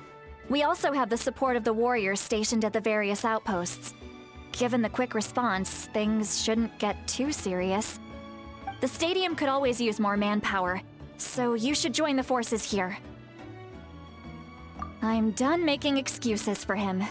He's not a child anymore. He needs to take responsibility for his actions. I was the one who vouched for him, so I need to report back to the Speaker's chamber. I'll accept however they choose to handle the situation. But I should be able to convince them to let me go back to my tribe first to deal with the attack. As for the ancient name, once we handle this crisis, I'll talk to Shilonen right away. Don't worry, I never forget a promise to a friend. Thank you. All right, I need to start heading back. She left in a hurry. The situation must be really serious. Oh, looks like a lot of people are heading to the stadium. Let's see what's going on.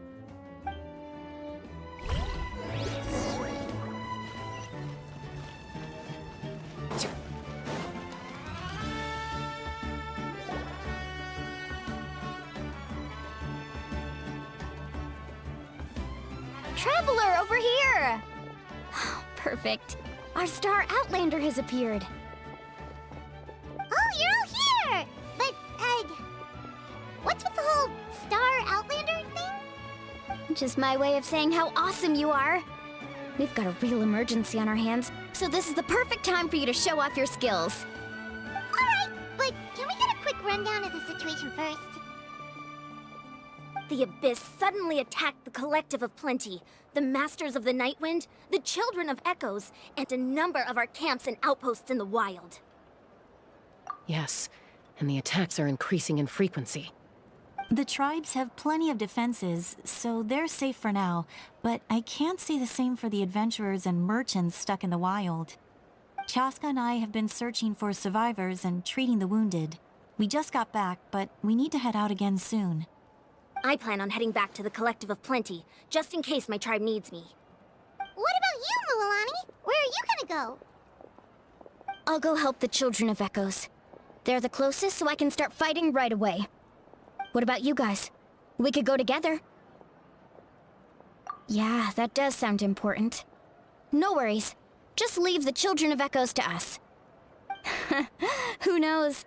Maybe yours truly will have the Abyss on the run by the time you're finished. That would be pretty great, actually. I hope my tribe gets through okay. It'll be fine. Your tribe doesn't do all that bodybuilding for nothing. Let's part ways here for now. And most importantly, be careful, everyone. Oh, and some of us need to avoid getting contaminated by dangerous-looking substances. That will make my job a lot easier. Koichi, do we really have to do this now? It's alright. She's just looking out for everyone. Alright, let's hurry up and talk to the Pyro Archon so we can help the others.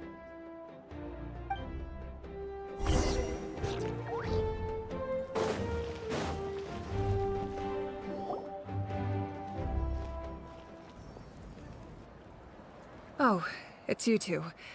As you can see, things are not looking good right now. People across Natlan are in danger. Look, I'm very interested in your recent adventures, but this is not a good time. So we'll have to keep our conversation short. That's alright, we're also in a hurry. We're gonna go help the Children of Echoes after this. What?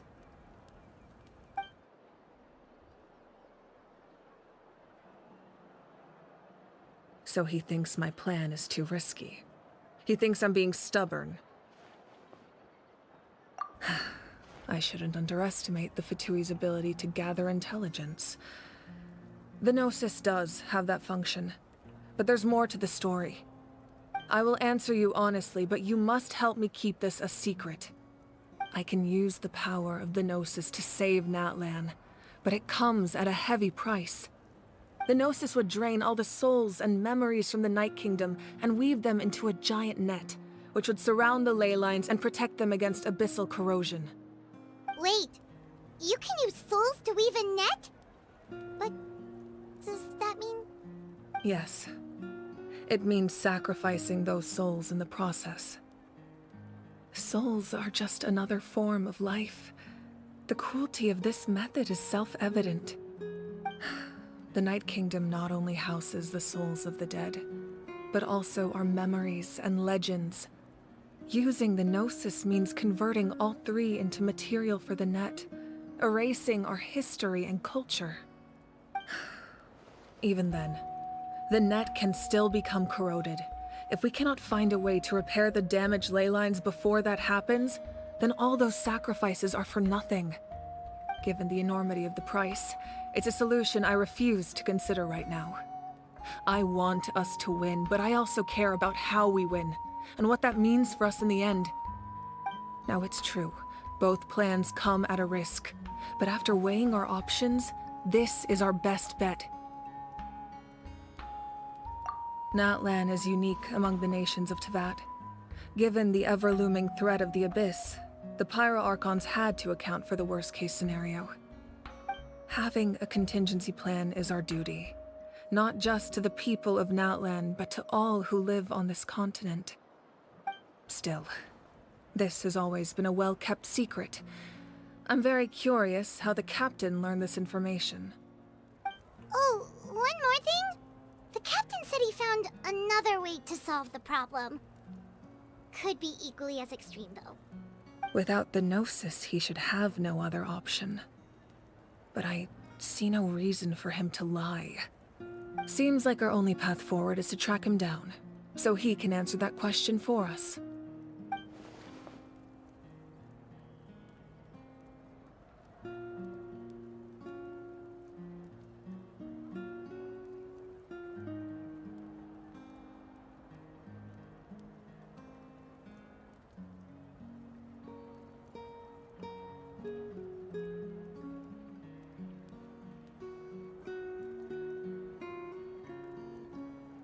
Judging by your expression, you must have doubted me, even if just for a second.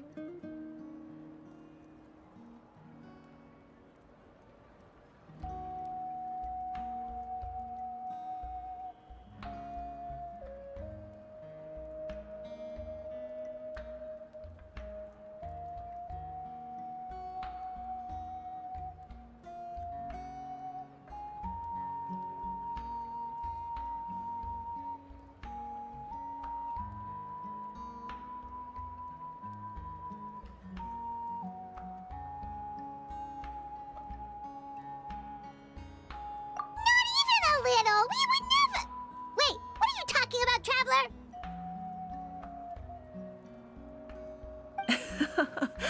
Just as expected. I appreciate your sincerity. Maybe it was out of caution, anxiety, or simple curiosity, but know this. No matter what, our goal remains the same. We both want to save the people of this land. So now that you have your answer, do you still doubt me?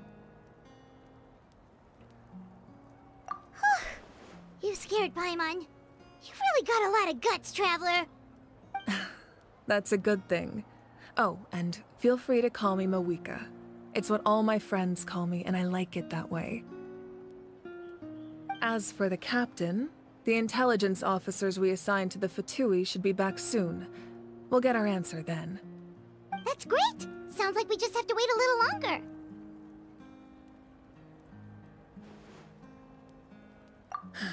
Not just yet. Even though the Abyss is attacking several locations at once, I'm confident the warriors stationed in those areas can handle it. Don't worry. I just need to finish coordinating our available manpower, then I'll take a small team to handle the difficult locations. Wait, you're going to fight in person? Didn't you give up your power?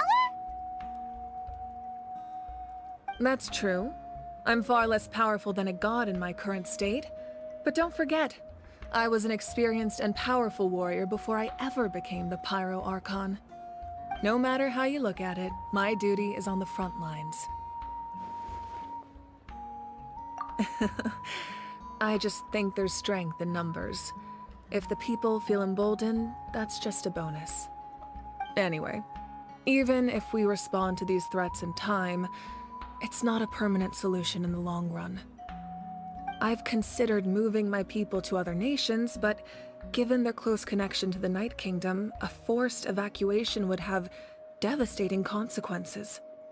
I've told the chiefs of each tribe to strengthen their defenses and advise people against leaving their settlements. Now, I just need to find the right time to disclose the true nature of the crisis to the people of Natlan. Paimon's a little worried about how people will react.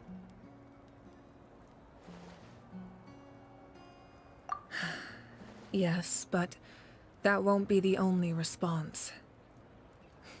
In any case, that's for me to worry about. I'll let you know when we have more information on the captain. All right, we should head out. Maybe we can join up with Moani. She can't be too far ahead.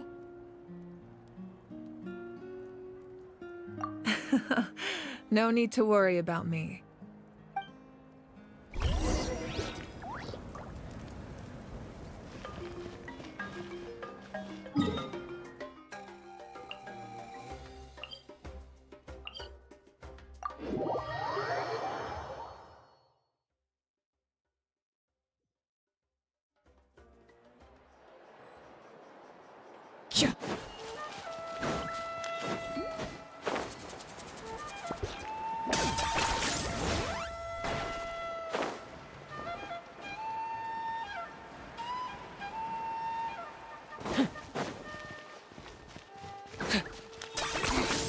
Points for agility.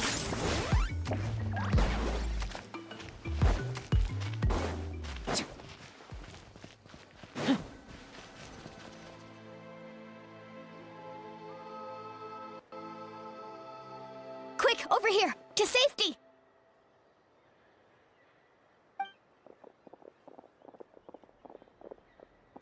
Kachina, how many people do you have left?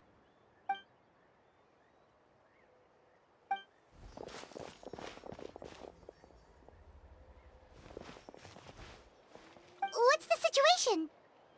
There's a trapped caravan that needs our help. We need to rescue them as soon as possible. We'll go together.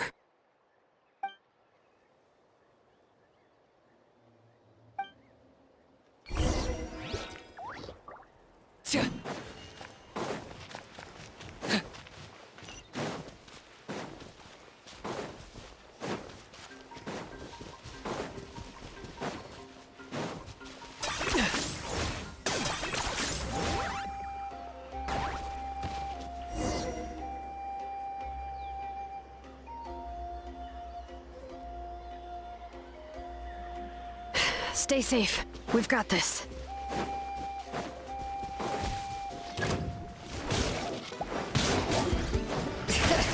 Hear the echoes of the valley! Right here! Clear the area! Catch an epic wave! Whoosh!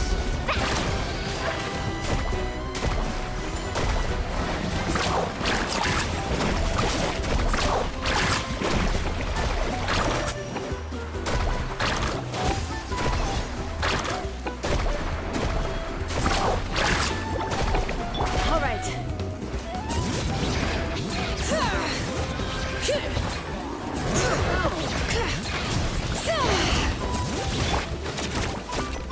Let's ride!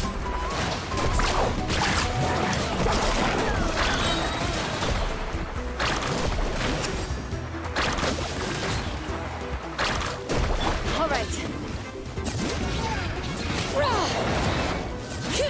Letting brave names echo!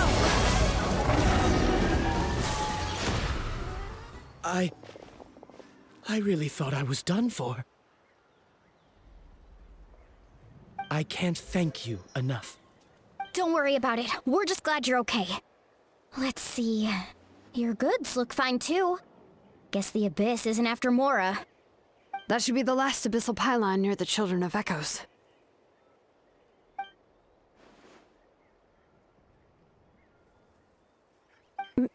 By the way, where's Lolly? I thought she would come with you. The Masters of the Night Wind also got attacked, so she went back to help her tribe. She said we can deal with the ancient name later.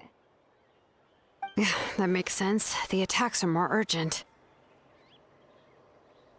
All right, this isn't a good place to talk. Let's head back to the tribe.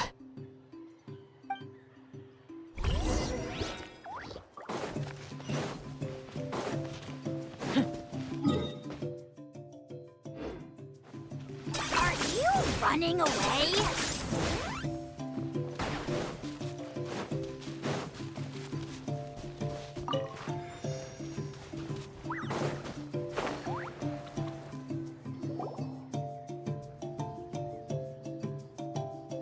Looks like a few people were hurt after all. Oh, I should have got here sooner.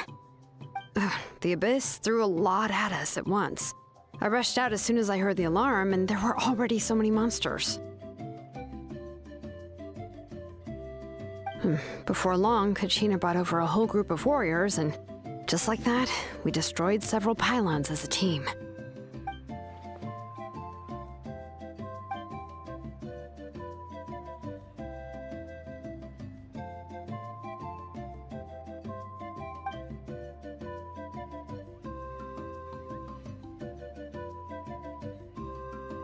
You mean the situation in the Night Kingdom, right? Yeah, I feel the same way. We've managed to keep it a secret all this time, but more and more people are realizing something's wrong. It's impossible not to feel anxious when things are getting worse by the second, and all we can do is wait. That just means we need to buy the Pyro Archon more time. Keep pushing, everyone. Every battle is worth something. You really are an eternal optimist, Mualani. You always find a way to cheer people up. Why, thank you. I guess it's one of my better qualities.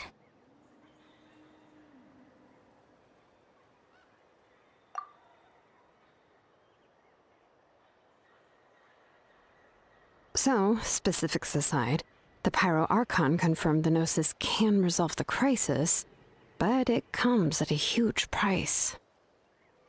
And somehow the captain finds out about it, goes to fight the Pyro Archon, and calls her out for having a solution but refusing to use it.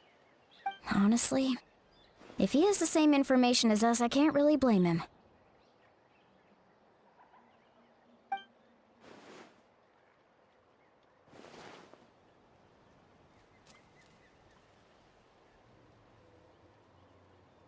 We talked to Moika before we left the stadium. According to her, the cost of the captain's plan is too high. And, well, it makes sense. If that was truly the better choice, she would have picked it. Yeah, I trust the Pyro Archon. When I was upset about Kachina's disappearance, she was really sincere and patient with me. Plus, she burned down all those precious mementos for Kachina. She's already proven how much she values even a single person's life. When it comes to Natlan's survival, there's no way she would hold back. I agree. Maybe the captain weighed the costs and came to his own conclusion, but I'm sure we have different priorities. Life is important, but so are history and memory.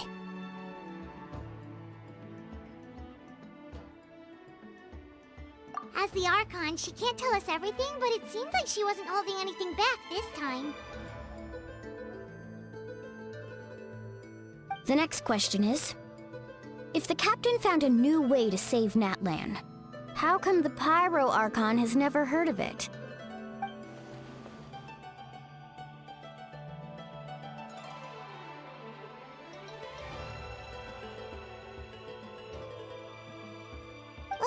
This is all super confusing. We still don't have enough information. Once we figure out what the Fatui are doing, we'll have our answer. Let's head back then. Moika said her intelligence officers should return soon. With how many Fatui there are, someone's bound to give something away. Sounds good. I have a few theories of my own. With a bit more information, we just might get to the bottom of the whole thing.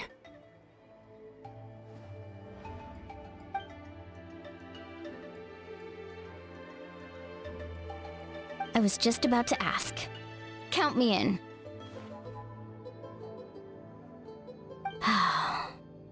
If I was just a bit faster, we could have prevented a few people from getting hurt.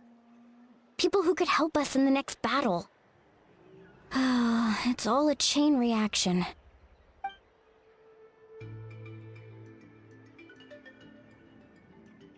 Register? Nah.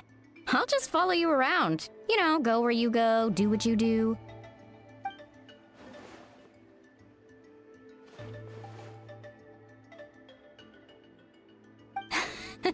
You got it. I just don't want to make the trip back. It's so far. All right. See you all later. Let's get together and celebrate once this is over. Oh, you betcha!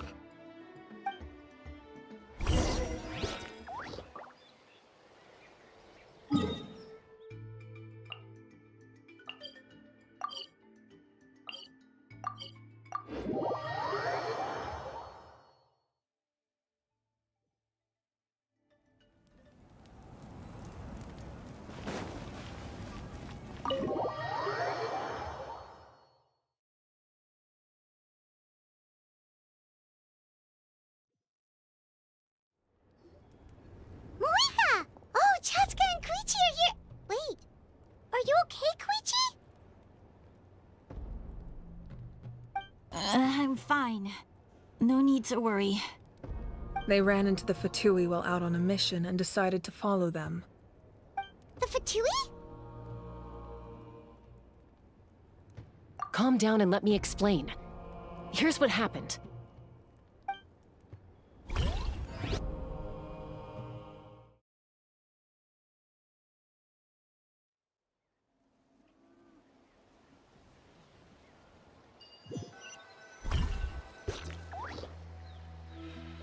Watch out.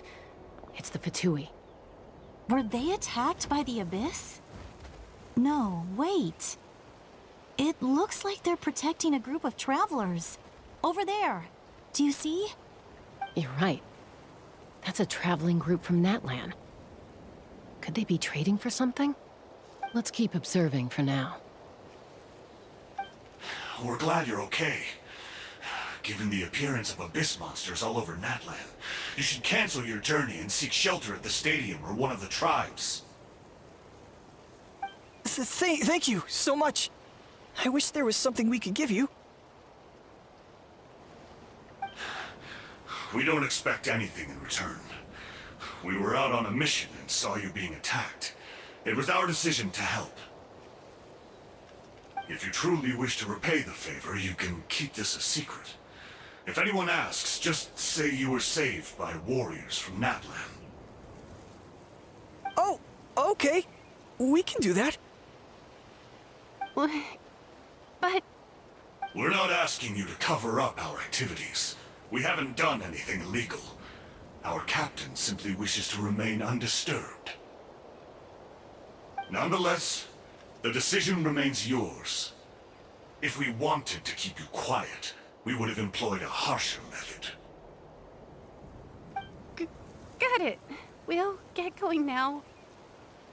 Did you hear that? They mentioned a captain. Isn't that who the Pyro Archon is looking for? Exactly. We could be onto something big. Still, there was no trade. They were just helping people in need. I didn't sense an ulterior motive. I didn't believe the captain when he said he wanted to save Natlan. But based on what we just saw, it's possible he was telling the truth. Maybe we've been wrong about the Fatui this whole time. It's too early to say. Let's follow them and see what's really going on.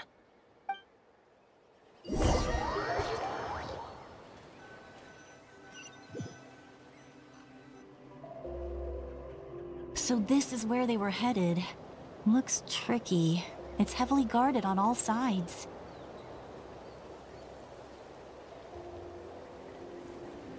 Koichi, wait for me here. I'll go in and check it out. Oh, no you don't. How are you planning to get through all the guards? Look, I can use this terrain to my advantage. With our tribe's special way of getting around, I doubt they'll see me coming. We still can't see anything on the inside. What if you can't find cover? You won't have anyone to watch your back if you go in alone. The more heavily guarded the location, the more valuable the secrets. Even if the captain isn't here, we can still figure out what the Fatui are planning. That intel is worth the risk. Fine. You're not gonna listen to me anyway, so let me come with you. That's even more risky. You've been running around saving people for days. You're already at your limit. I'm confident I can protect myself. I'm not sure you can say the same. At least right now. I can. You really believe that? Fine, don't believe me. But you can't honestly tell me infiltrating a heavily guarded Fatui hideout all on your own sounds more reasonable. You know, growing up, even if I insisted on doing something, it never gave you any trouble. I'm not sure you can say the same. All right. If we start arguing, this will never end. We can't let this opportunity go to waste. Guess that means I win. Don't worry, you're not the only capable young person from our tribe. I can handle this. All right, same plan as usual. We split up, communicate with hand signals, make sure our blind spots are covered, and support each other once we strike. Got your ropes? Yeah, let's go.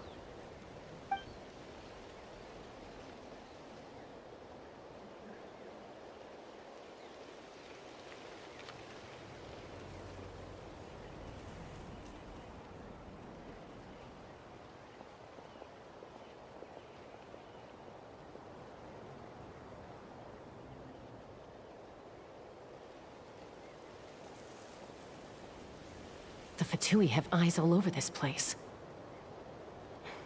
I should wait for Koichi's signal.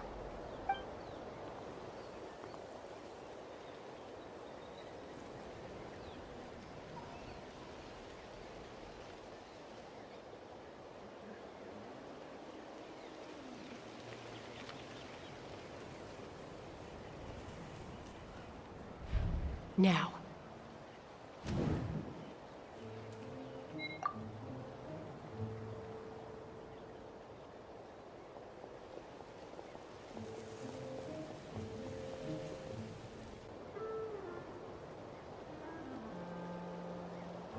Not sure how many chances I'm gonna get. I need to act.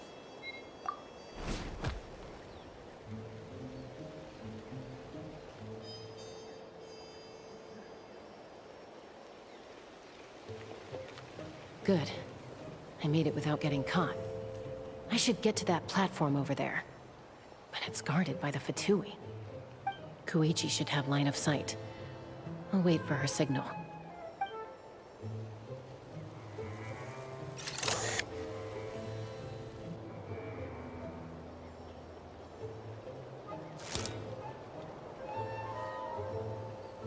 That's it. Now's my chance.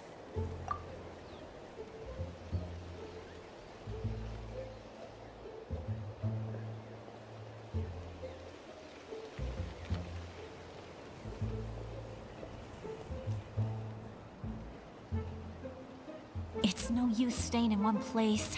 I should keep moving. Looks like Chaska is helping me by keeping an eye on the Fatui movements. I'll wait for her signal.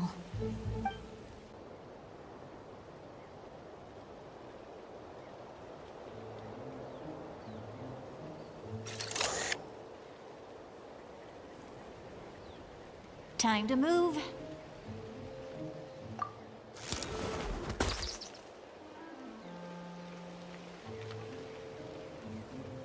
Whew! That was close. Almost got caught. Probably can't make it over in one go.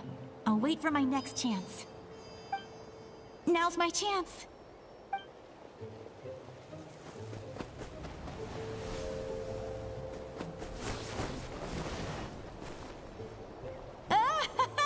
I made it!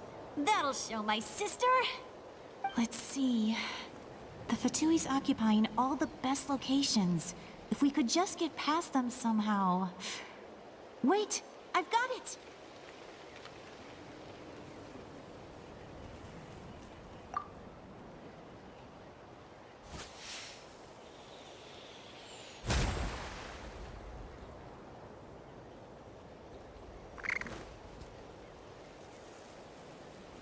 Huh?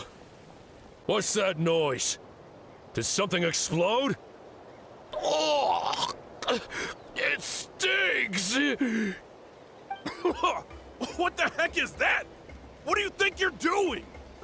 I could ask you the same thing! Good, they're arguing. Looks like they just needed an excuse. They've probably had enough of this job already. The people on the hill over there left to help their comrades. This is our chance.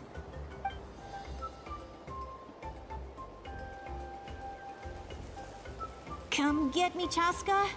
I hope she gets this hand signal. That's Koichi's signal. Smart idea. Alright, time to move. Give me your hand, quick.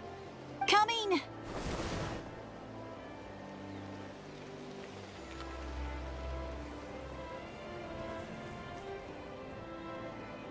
I checked, and this way is completely clear. It should lead us to the deepest part of this place.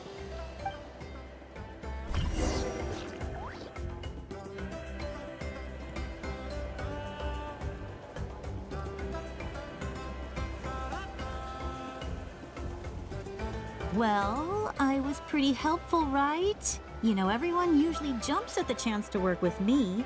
Not my own sister, though. No, she avoids me like her life depends on it. I was wrong, Koichi. You've done well. Wait, you're just gonna admit it? Now I look like the mean one. Let's focus on the task at hand. We're in the heart of enemy territory. The more time we waste, the more dangerous this becomes. All right. If you're not gonna take the bait, then I'll drop it. Looks like the Fatui are here to dig something up. I'm surprised they mobilized this many people. I doubt it's because they're interested in our culture and history. It seems like they're looking for a dragon relic called the Source Mechanism. The device is ancient. Barely any information survives to this day. And even people from Natlan don't know how to use it. Why would this be the Fatui's target? Not bad. Looks like it's in good shape. This should be what our Lord's looking for. Took us long enough. Come on, let's get this thing back. Back? Back where? Should we keep following? You really want to keep going? Of course. We make a good team, don't you think? No reason to stop now. What was that sound? Uh-oh. We've been spotted. Time to go. Falling rock incoming! Watch out for your gadget! What? You'll regret that! After them!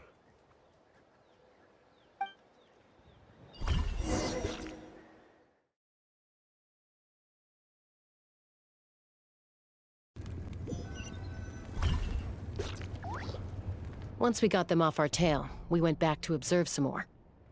They'd collected several identical pieces of something. It looked like they were waiting, though. So we decided to come back. So, Koichi got injured trying to get them off your tail? She pushed herself too hard and collapsed on the way back to the stadium. Well, I didn't cause you any trouble while we were fighting, right? So my perfect record remains. You've done very well. I could make a comment on knowing your limits, but it's not my place. I know. I'm already reflecting on my actions. So, our current intel suggests the Fatui is after the source mechanism. The device is a complete mystery, even to us. What does the captain want with it? I have no idea. But it's safe to assume the device could serve a similar purpose to the Gnosis. Shilonen, I need you to gather every scholar in Natlan familiar with the secret source. I'll get right on it. Thank you both for your hard work. Koichi, it's time for you to get some rest. Oh, and there are gifts from your patients waiting at the speaker's chamber. I've prepared a small gift of my own as a token of gratitude. I'll send it to your home along with the others. My patience. That's so nice of them. Guess that means I'm doing something right. You don't need to give us anything, Archon. We were just doing our duty for Natlan. I should take Koichi home now. Well, if Koichi doesn't want her favorite Saurus crackers, then... Thank you, Archon. What am I gonna do with you? There's some for the rest of you as well. They're one of my favorites too, so don't be shy. I'll start investigating the source mechanism right away. If I learn anything, you'll be the first to know. Yummy snacks!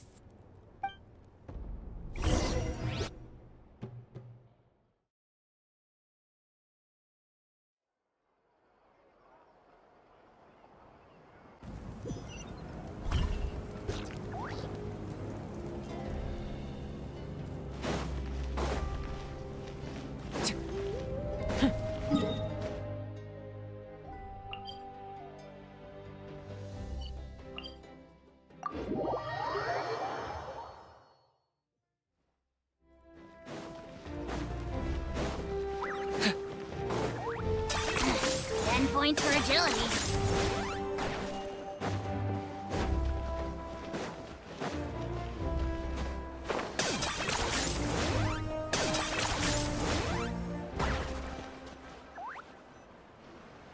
What's next for you two? I'm taking Koichi home. With our parents there to keep an eye on her, I can make sure she actually rests. Hey, it's not like I'm some kind of prisoner. I'll be fine in a day or two. There's no need to go all the way home. That's what you always say. Everything's no big deal until you collapse. What if the Abyss attacks again? You're saying if I let you rest in a hotel, you're not gonna rush out the minute you hear the alarm? I won't. Triple promise I won't. Mm-hmm. Fine. On the off chance something like that were to happen, I might. But I'm a doctor. I have a duty to help people in need, no matter how hard or tiring the work gets.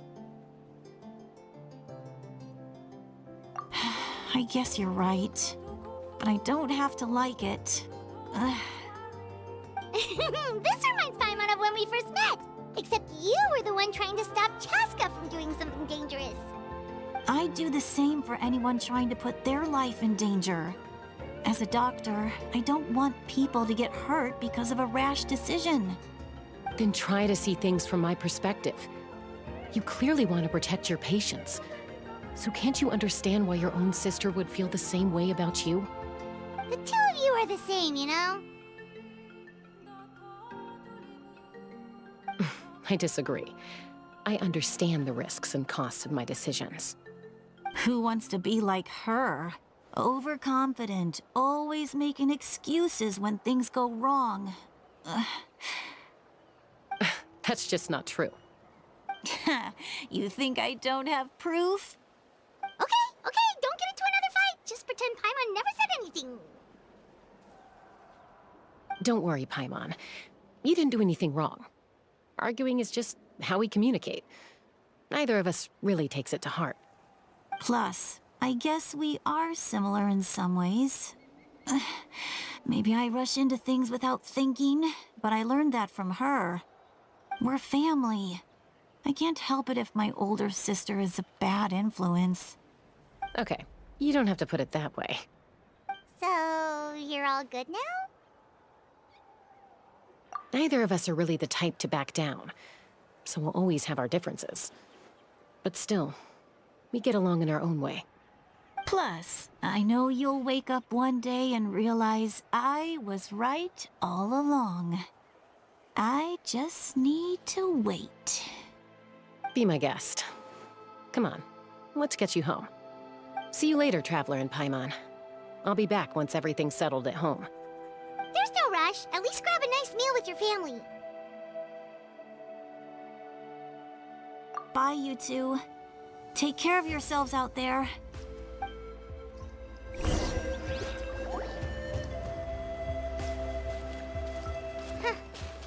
two will probably make up for real at some point, right?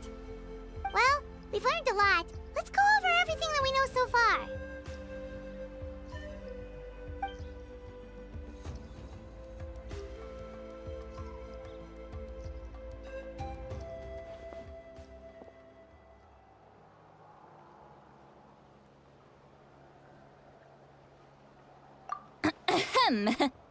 Sorry for popping up out of nowhere. Again. Why do you look so awkward? Oh, is there something you need from us? Okay, I won't beat around the bush. Oh, and I'm sorry for interrupting your rest. I'll treat you to some charcoal grilled steak to make up for it. Awesome! Just give us your orders! Hey, friends don't order each other around. I'm just here to share some news. Remember what we talked about before parting ways? Oh yeah, you mentioned how Auroron has always wanted to save Natlan, and something about his soul being fragmented. Paimon and the Traveler discussed it after you left, and we think Auroron is probably back with the Captain. What do you think? I agree with your hypothesis. And just now, I confirmed it myself. Auroron came back. He helped the Masters of the Nightwind defend our camp. What? He came back? I told him to give up whatever he's doing, but he refused. He said they're just one step away from success, so there's no way he can back out now. Apparently, he came back to fulfill his duty to our tribe. When he left, he said it was because he still has a duty to Natlan as a whole. I'm surprised you let him go at all. I had to prioritize my tribe. Besides, the situation was intense. I couldn't focus on outside and inside threats at the same time. Plus, he was on guard. He knew I would try to go after him, so he made sure to keep his distance. I kept an eye out for a good opportunity, but it never came. All these years of calling me Granny, and I couldn't do a single thing for him in the end. Don't say that! Your tribe all raised him together, right? That couldn't have been easy. You're right. Seeing him come back reminded me of when he was little. Running around the tribe, dropping by random houses right and left. He's not only a child of the Masters of the Nightwind, but a child of Natlan. It's only natural for a child to want to do something for their family. Besides, Auroron is my apprentice. He might have a few tricks up his sleeve, but I guarantee I know every single one. Wait, what are you saying? Look. Remember how I said Auroron's soul is fragmented? This is the talisman I created to keep it stable. And this gem is what makes the talisman work. It just so happens that Auroron is due for a gem replacement. Since I can't get close to him, I put the new gem in a supply bag and asked Aoife to bring it to him. You guys know Aoife, right? No? Well, he's a pretty famous vet around these parts. He's always bringing me all sorts of things, and he happens to be very good friends with Auroron. Aoife doesn't know what's going on, so he agreed, no questions asked. Auroron would find the gem as soon as he opened the bag. He knows how important it is, so I knew he would make the switch. He probably suspected that I tampered with it. But here's the catch. The trick is on the bag. The moment he touched it, a portion of his memories were copied onto the old gem, which he no longer needed. That's amazing. You can do something like that? Most people can't, but I can. That trick he used to bring you to the Night Kingdom isn't anything special, by the way. My technique is much more subtle. He won't notice anything. So in other words, we have a whole backup of Auroron's memories in this gem. The kid thinks he can take me on? Like I wasn't the one who taught him everything he knows? That's amazing, Seat Lolly. Let's take a look right away. Once we get to the bottom of this, we can finally track him down. I know he thinks of me as his grandma, but do you think he'll get mad at me for this? You can be honest. Huh, that's a tough question. Paimon doesn't have a grandma, so she's not the best person to ask. To be honest, I've always doubted my ability to look after him. I didn't stop the ceremony all those years ago, and now I'm useless again. But if I stop here, it will haunt me until I'm 500 years old. Every night I'll wake up in a fit of anger. I don't scare that easy. Still, if I back away from this and something happens to Auroron, I would never forgive myself. I need to look at his memory. Even if he resents me, refuses to see me, or runs away for good, I don't care, and I won't blame him. A family does whatever it takes to protect their own. You sure you'll be okay? We can come with you if you want. Did you just say you'll come with me? Is that okay? We have a pretty good reason to see it too, don't we? Because, right, we need leads on the Fatui. You really mean it? Fine, you can come. Just promise me you'll see this through. No backing out. Got it? Don't worry, we're professional adventurers. Then I place my trust in your professionalism. All right, time to sneak into someone else's memory and engage in some, unwanted spying. You heard it here first. I wouldn't be doing this if I had any other choice. Are you ready?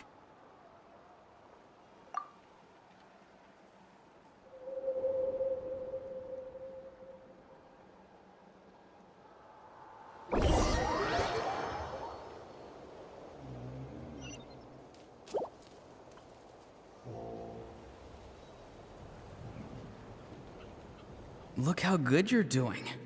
You'll grow into nice big radishes in the future. And you?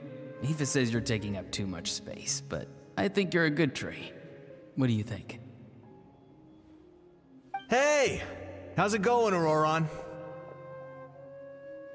Good. How are you, Uncle Okanbi? Can't complain. What you up to? Naming your vegetables again? No, just some idle conversation. Sounds fascinating.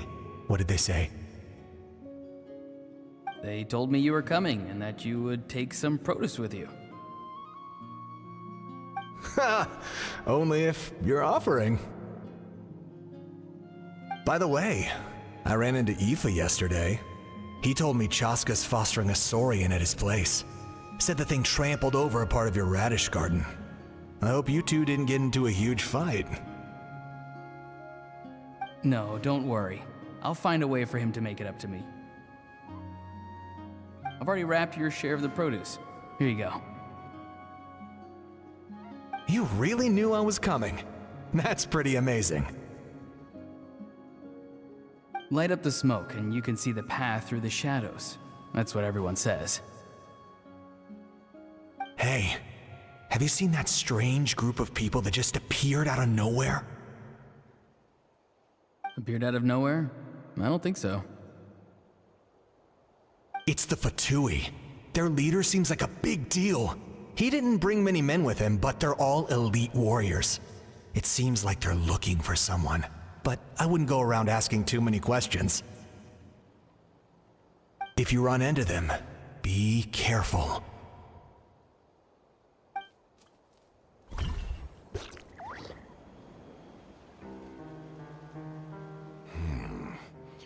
You're from the Masters of the Nightwind, are you not?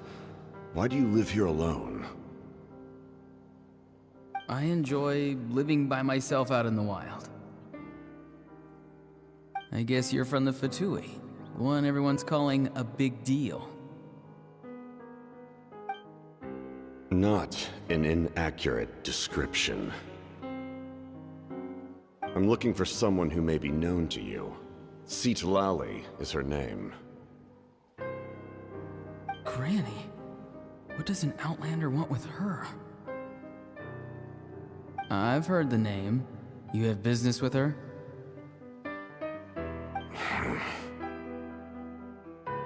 There's no point to further questioning if you insist on hiding things from me. I shall seek answers elsewhere. Oh, he could tell I was lying and now he's leaving? He gave up just like that? Hey! At least tell me why you're looking for Citlali. It's none of your concern. I have my own means of tracking her down. Why are the Fatui looking for her? What does she have to do with them? I can't just let them go like this. I have to figure out what they're planning.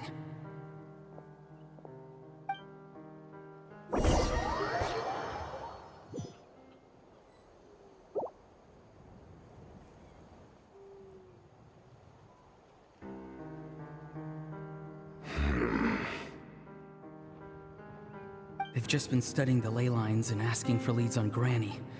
I can definitely rule out some sort of invasion. The situation has seen no true improvement. The Pyro Archon did not fulfill her promise. My lord! Ignore him. He is no threat.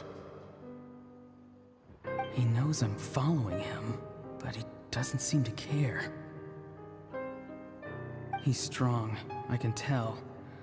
But there's something unusual about him and also familiar in some way. I can't describe it.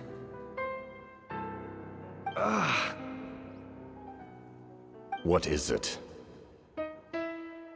My lord, I feel dizzy. A ley line disturbance. Certain presences have been forced to wander outside their rightful realm.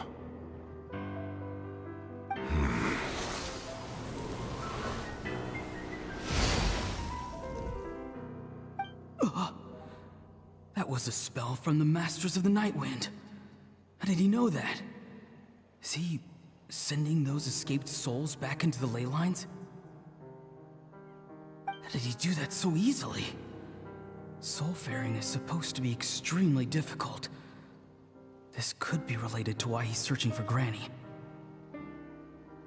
I feel much better. Thank you, my lord. Think nothing of it. Stay vigilant, and continue to gather information. The Abyss could attack at any moment. If you notice any irregularities, assume drill formation and be prepared to fight. However, there's no reason to over-engage. Information is our first priority. Yes, sir. Why are the Fatui fighting against the Abyss? Do they really mean us no harm?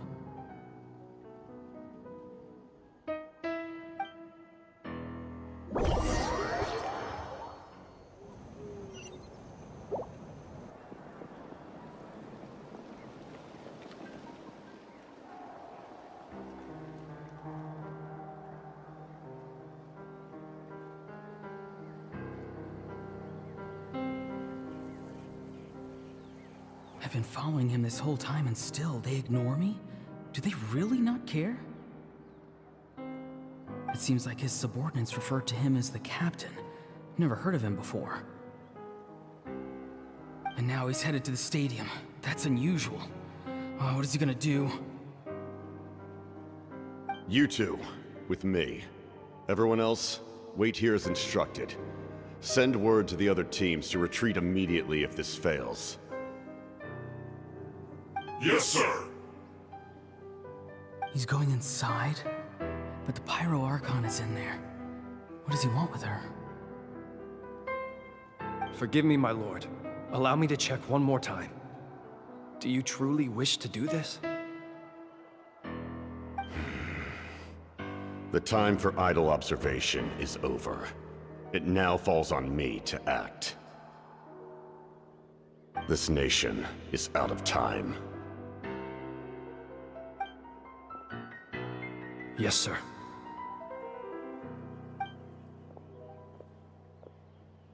He just walked straight into the stadium. What is he gonna do?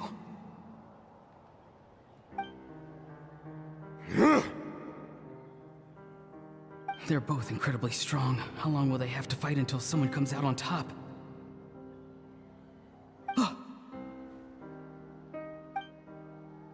Wait, this feeling.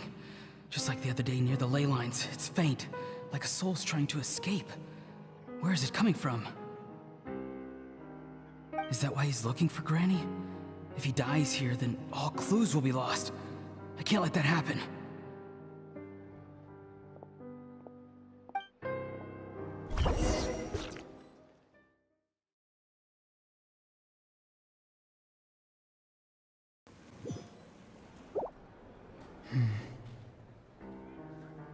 As for you, I must confess, I did not expect that little trick of yours to save the day. No matter how dense the fog, as long as the sun remains, we cannot turn day into night. She could have dispelled it. She simply chose not to. You don't have much time, and you're injured on top of that. What do you plan to do next? I'm beginning to see just how useful you may turn out to be. You heard something from here, didn't you?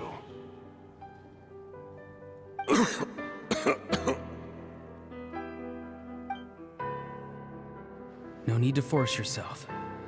I've never seen anyone match the Pyro Archon in battle before. I didn't expect you to intervene at such a critical moment. You know I've been following you. Why didn't you stop me? When walking in the forest, it is only natural to encounter wild beasts. However, not every beast has the courage to come out and bite. And yet, one of those very beasts saved your life.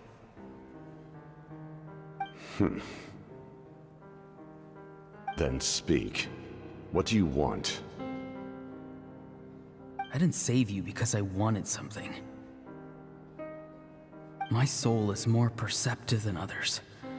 I can sense that the ley lines are extremely weak. I don't know what the Pyro Archon is planning. Can she really save us? The questions you asked her just now, well, I've had very similar doubts. So I felt like I had to help you.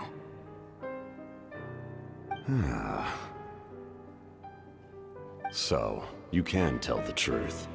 That was quite a reckless decision to make. I'm not sure you realize that.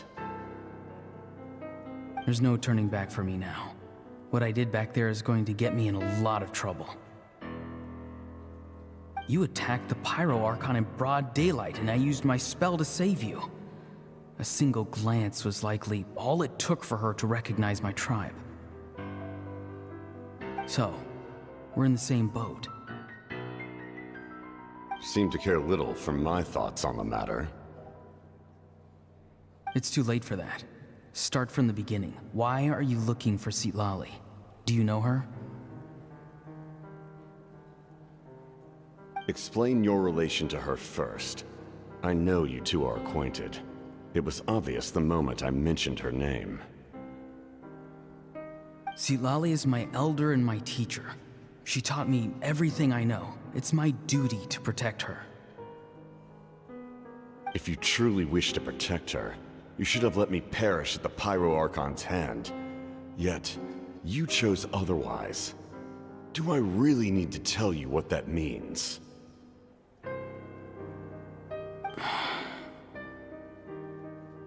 I want to do something to change Natlan for the better. Something I can accomplish with my own two hands. You're stranger than anyone I've ever met. But maybe, just maybe, you can show me the way. Strange?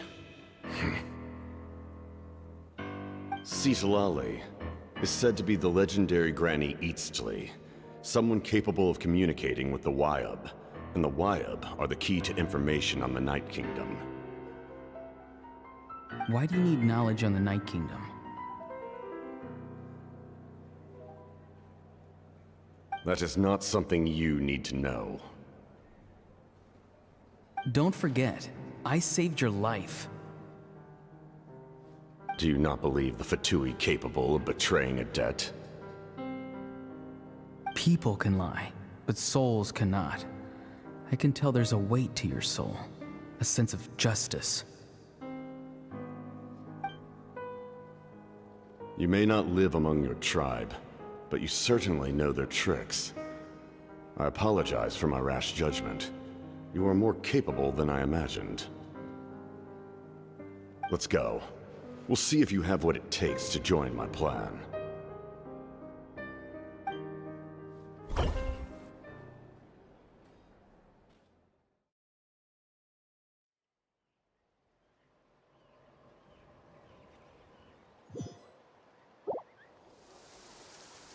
I see. Interesting approach. Worth trying, I think. Rather than weaving a net to protect the ley lines, this method would address the root problem by reconstructing the ley lines themselves.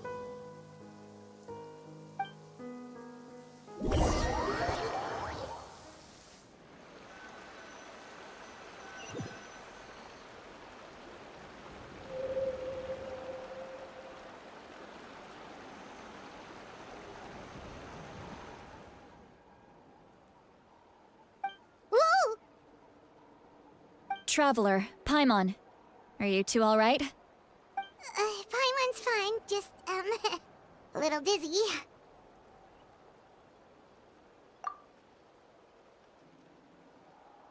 Of course. I'm so mad at him. After everything, he still can't let go of the past. For some reason, he thinks he owes something to the people who cared for him. Stubborn, self-righteous fool. Where's that gonna get him? Now that he's all grown up, he thinks no one can tell him what to do? He thinks he can just run away whenever he wants. I'll show him. If he tries to run one more time, he's got another thing coming. Maybe stubbornness runs in the family. Like grandmother, like grandson, as they say.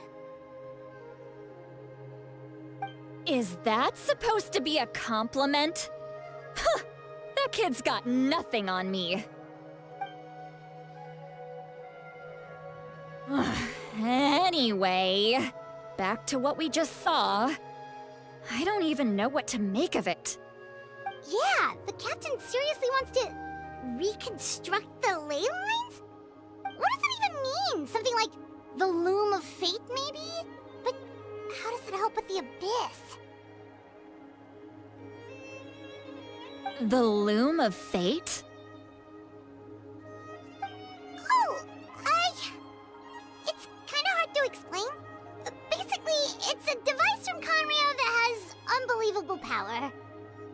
Anyway, if he really wants to manipulate the ley lines, everyone in Natlan will be affected. Oh, this is big. Which means the captain has been honest from the very beginning. Auroron's memory proves that. Why is he so obsessed with saving Natlan? Oh, we've got to tell Moeka about this right away. Yes, she needs to know about this. Now.